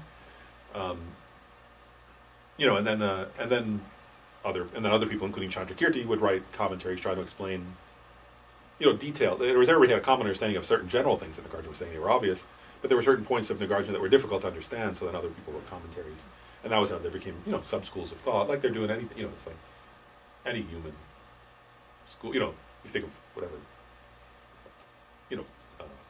politics or psychology or science. There's always sub schools that develop of people developing different interpretations. So that's what happened in India with this. But does that make sense? I'm just telling the story of that's the Tibetan understanding.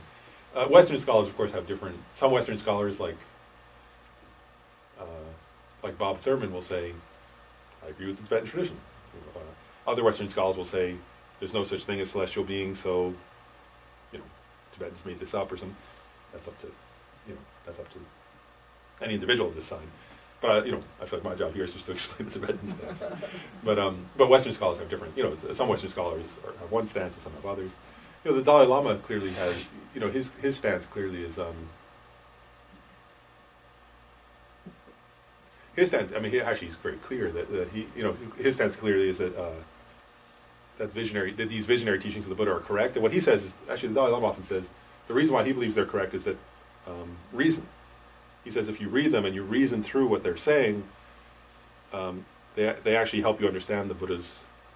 They make they present a view that's coherent, that's logical, that makes sense, and that ultimately, their emphasis on compassion and on emptiness. What's the way to say this? Stand up to reason, and therefore the Dalai Lama says therefore they're acceptable, because those teachings reveal the most profound interpretation of the Buddha's message. So that's the Dalai Lama's stance, clearly. And the Dalai Lama clearly, his stance on Nagarjuna is clear. He's always said that he really, he actually, Dalai Lama said that sometimes, I think, didn't he say once that he thought maybe he had been a student of Nagarjuna in a past life? He's had so much respect for Nagarjuna. He feels that Nagarjuna is, among Indian scholars, is somebody who really explains the intent of the Buddha very clearly. So, Dalai Lama always shows amazing respect to Nagarjuna in terms of, he even goes to caves where Nagarjuna is said to have meditated, retreats, and meditate and things like that. Because he says that in his interpretation, he often says this. He says if you just study the Dalai Lama often points this out. A few years ago, there were a group of scholars who had gathered, and they were talking about translating all of the scriptures of the Buddha, the original teachings of the Buddha. And I remember reading this. They asked the Dalai Lama for his advice, and the Dalai Lama said, it's more urgent to translate the works of the Indian scholars like Nagarjuna, Chandrakirti, and the other great Indian. He said, because those allow you to understand the Buddha's intent. Actually, he said, if you just read the original scriptures, if you just read unceased, unproduced, and you didn't have Nagarjuna's commentary, then it would be very hard to understand what the Buddha meant for us ordinary modern people. Because then there's what does unproduced mean? But he said then if you read Nagarjuna's explanation of unproduced, it makes logical sense. That's what His Holiness is often doing. He says, if you read what Nagarjuna explains about unproduced, as not produced from self, not produced from other, not produced from both, not produced from neither, therefore it is produced, but it's not inherently produced. Then it's very clear and it makes logical sense. Whereas if you just read the word unproduced as an example, it's very hard to know what the Buddha meant. So the Dalai Lama was saying, it's really urgent to translate these texts by Nagarjuna and those other, while there are living scholars who can actually understand them, these great Tibetan masters. and then based on those, one can correctly understand the sutras and translate the original teachings of the Buddha, and translate those more accurately. Because if you haven't studied those Indian texts, it's very hard to understand the original teachings of the Buddha, because they're often, like the Heart Sutra, fairly cryptic in their, like there is in the words, and also quite brief oftentimes, and very hard. Oftentimes they can be difficult to grasp the intent without those explanations. So, is that helpful? Okay. It's a long story. Oh, you gotta go. Okay. Yeah. Thank Yeah, no, thank you. All right. Should we? Well, actually, up to you guys. Do you want to? Actually, up to you guys. Do you want to do another recitation of the Heart Sutra? Do you want to do a walking meditation? We only have we could go a little over, but we have 15 minutes. Technically, we could do 20 or 25. We could do a little longer. But would you guys rather do more discussion, recite one more time, or do a walking meditation?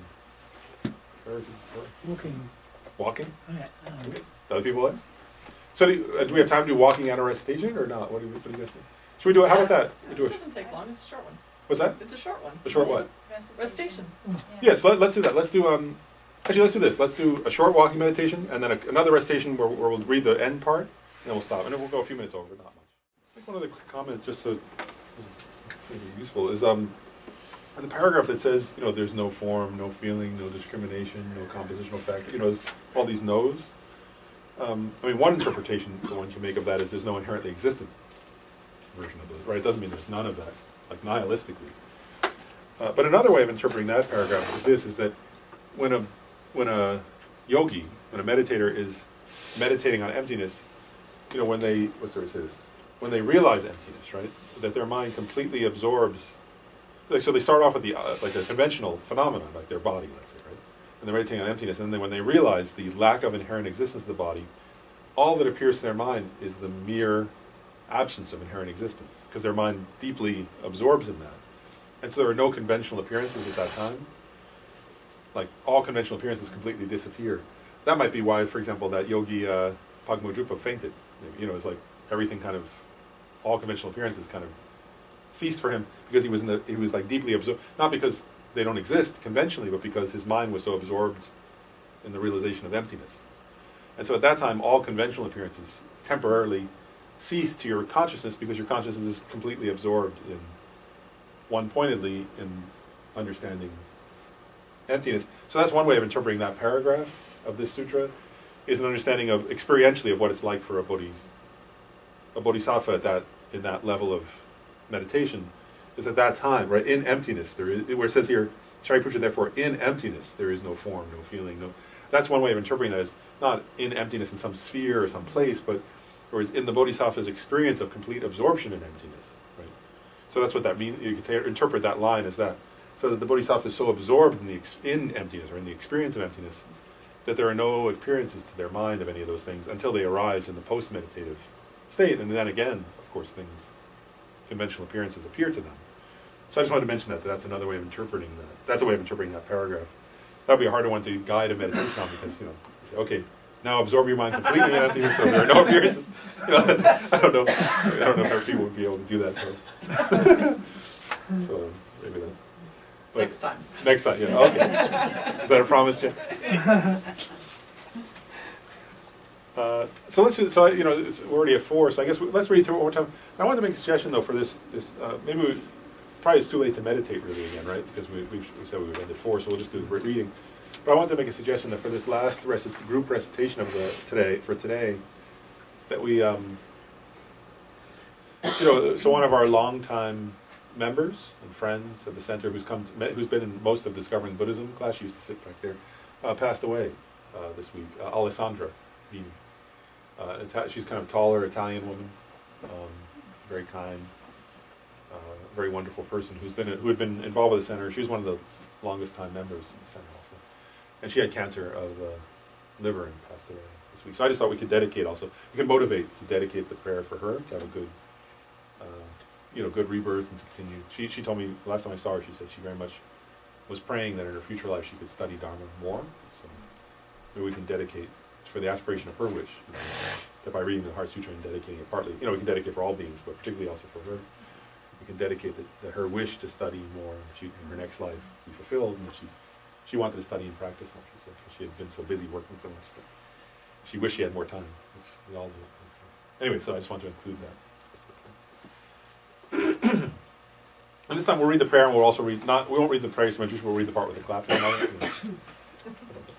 So, I prostrate to the Arya Triple Gem. Thus did I hear at one time the Bhagavan was dwelling on massive Lotus Mountain in Rajgriha, together with a great community of monks and a great community of bodhisattvas. At that time, the Bhagavan was absorbed in the concentration of the categories of phenomena or profound perception. Also at that time, the Bodhisattva, Mahasattva, Arya Avalokiteshvara looked upon the very practice of profound perfection of wisdom and beheld those 5 aggregates also as empty of inherent nature. Then, through the power of Buddha, the Venerable Shariputra said this to the Bodhisattva, Mahasattva, Arya Avalokiteshvara: how should any son of the lineage train who wishes to practice the activity of profound perfection of wisdom? He said that, and the Bodhisattva, Mahasattva, Arya Avalokiteshvara said this to the Venerable Shariputra: Shariputra, any son of the lineage or daughter of the lineage who wishes to practice the activity of the profound perfection of wisdom should look upon it like this, correctly and repeatedly beholding those 5 aggregates also as empty of inherent nature. Form is empty, emptiness is form, emptiness is not other than form, form also is not other than emptiness. In the same way, feeling, discrimination, compositional factors, and consciousness are empty. Shariputra, likewise all phenomena are emptiness, without characteristic, unproduced, unceased, stainless, not without stain, not deficient, not fulfilled. Shariputra, therefore in emptiness there is no form, no feeling, no discrimination, no compositional factors, no consciousness, no eye, no ear, no nose, no tongue, no body, no mind, no visual form, no sound, no odor, no taste, no object to touch, no phenomenon. There is no eye element, and so on, up to and including no mind element, and no mental consciousness element. There is no ignorance and no extinction of ignorance, so on, up to and including no aging and death, and no extinction of aging and death. Similarly, there is no suffering, origination, cessation, and path. There is no exalted wisdom, no attainment, and also no non-attainment. Shriputra, therefore, emphasizes no attainment. Bodhisattvas rely on and dwell on the perfection of wisdom, the mind without obstruction and without fear. Having completely passed beyond error, they reach the end point of nirvana. All the Buddhas who dwell in the 3 times also manifestly and completely awaken to unsurpassable, perfect, and complete enlightenment in reliance upon the perfection of wisdom. Therefore, the mantra of the perfection of wisdom, the mantra of great knowledge, the unsurpassed mantra, the mantra equal to the unequal, the mantra that thoroughly pacifies all suffering, should be known as the truth, since it is not false. The mantra of the perfection of wisdom is declared: Tayata Om Gate Gate Paragate Parasamgate Bodhi Swaha. Shariputra, the Bodhisattva, Mahasattva, trained in profound perfection of wisdom like that. Then the Bhagavan arose from that concentration, commended the Bodhisattva, Mahasattva, Arya Avalokiteshvara, saying, well said, son of the lineage. It is like that. It is like that. One should practice the profound perfection of wisdom, just as we indicated, even the Buddha rejoice. The Bhagavan, having thus spoken, the Venerable Shariputra, Bodhisattva, Mahasattva, Arya Avalokiteshvara, those surrounding in their entirety, along with the world of gods, humans, assurers, and Gandharvas, overjoyed and highly praised that spoken by the Bhagavan. I and all surrounding sentient beings go for refuge to the Buddha, go for refuge to the Dharma, go for refuge to the Sangha. We prostrate to the Great Mother, Prajnaparamita, Wisdom, God, and Beyond. Surrounded by those children and by the assemblies of Buddhas and Bodhisattvas and directions. By depending on my prostration to all of you, may these words of truth be actualized. In the past, the Deva King Indra dispelled the Mara's evil deeds by reflecting on the profound meaning of the wisdom gone beyond, and reciting the profound words of daily recitation. In the same way, I also reflect on the profound meaning of the Great Mother Prajnaparamita and recite the profound words in daily recitation.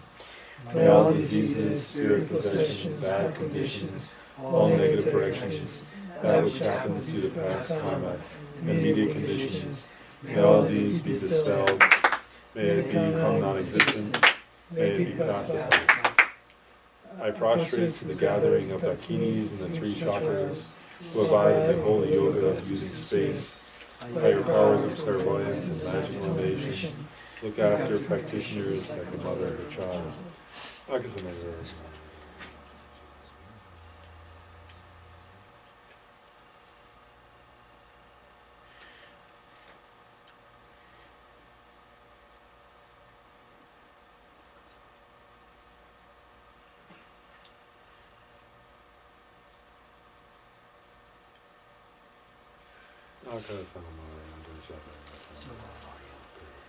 Kaya ta om gate gate para sam gate bodhi soha.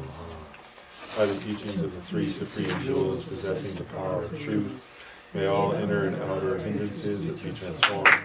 May they be dispelled. May they be pacified. May they all be completely pacified. May all negative forces opposed to the Dharma be completely pacified. May the host of 80,000 obstacles be pacified. May we be separated from problems and harmful conditions to Dharma.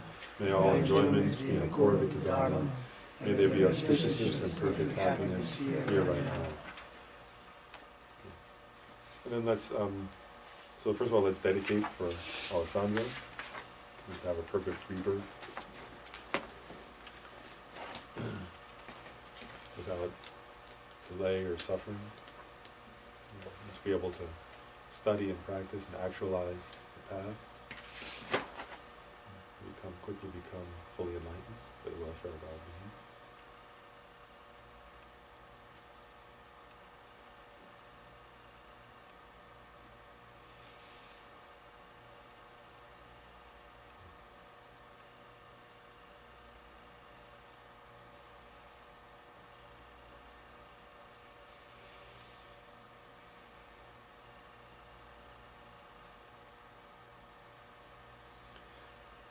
And then let's read just a few of the. There's a section in the gold one, the volume 1, just called General Dedication Prayers. In my edition, it's on 235. Might be a couple pages different with some. But the golden book, the General Dedication Prayers section. We'll just read the first 5 verses.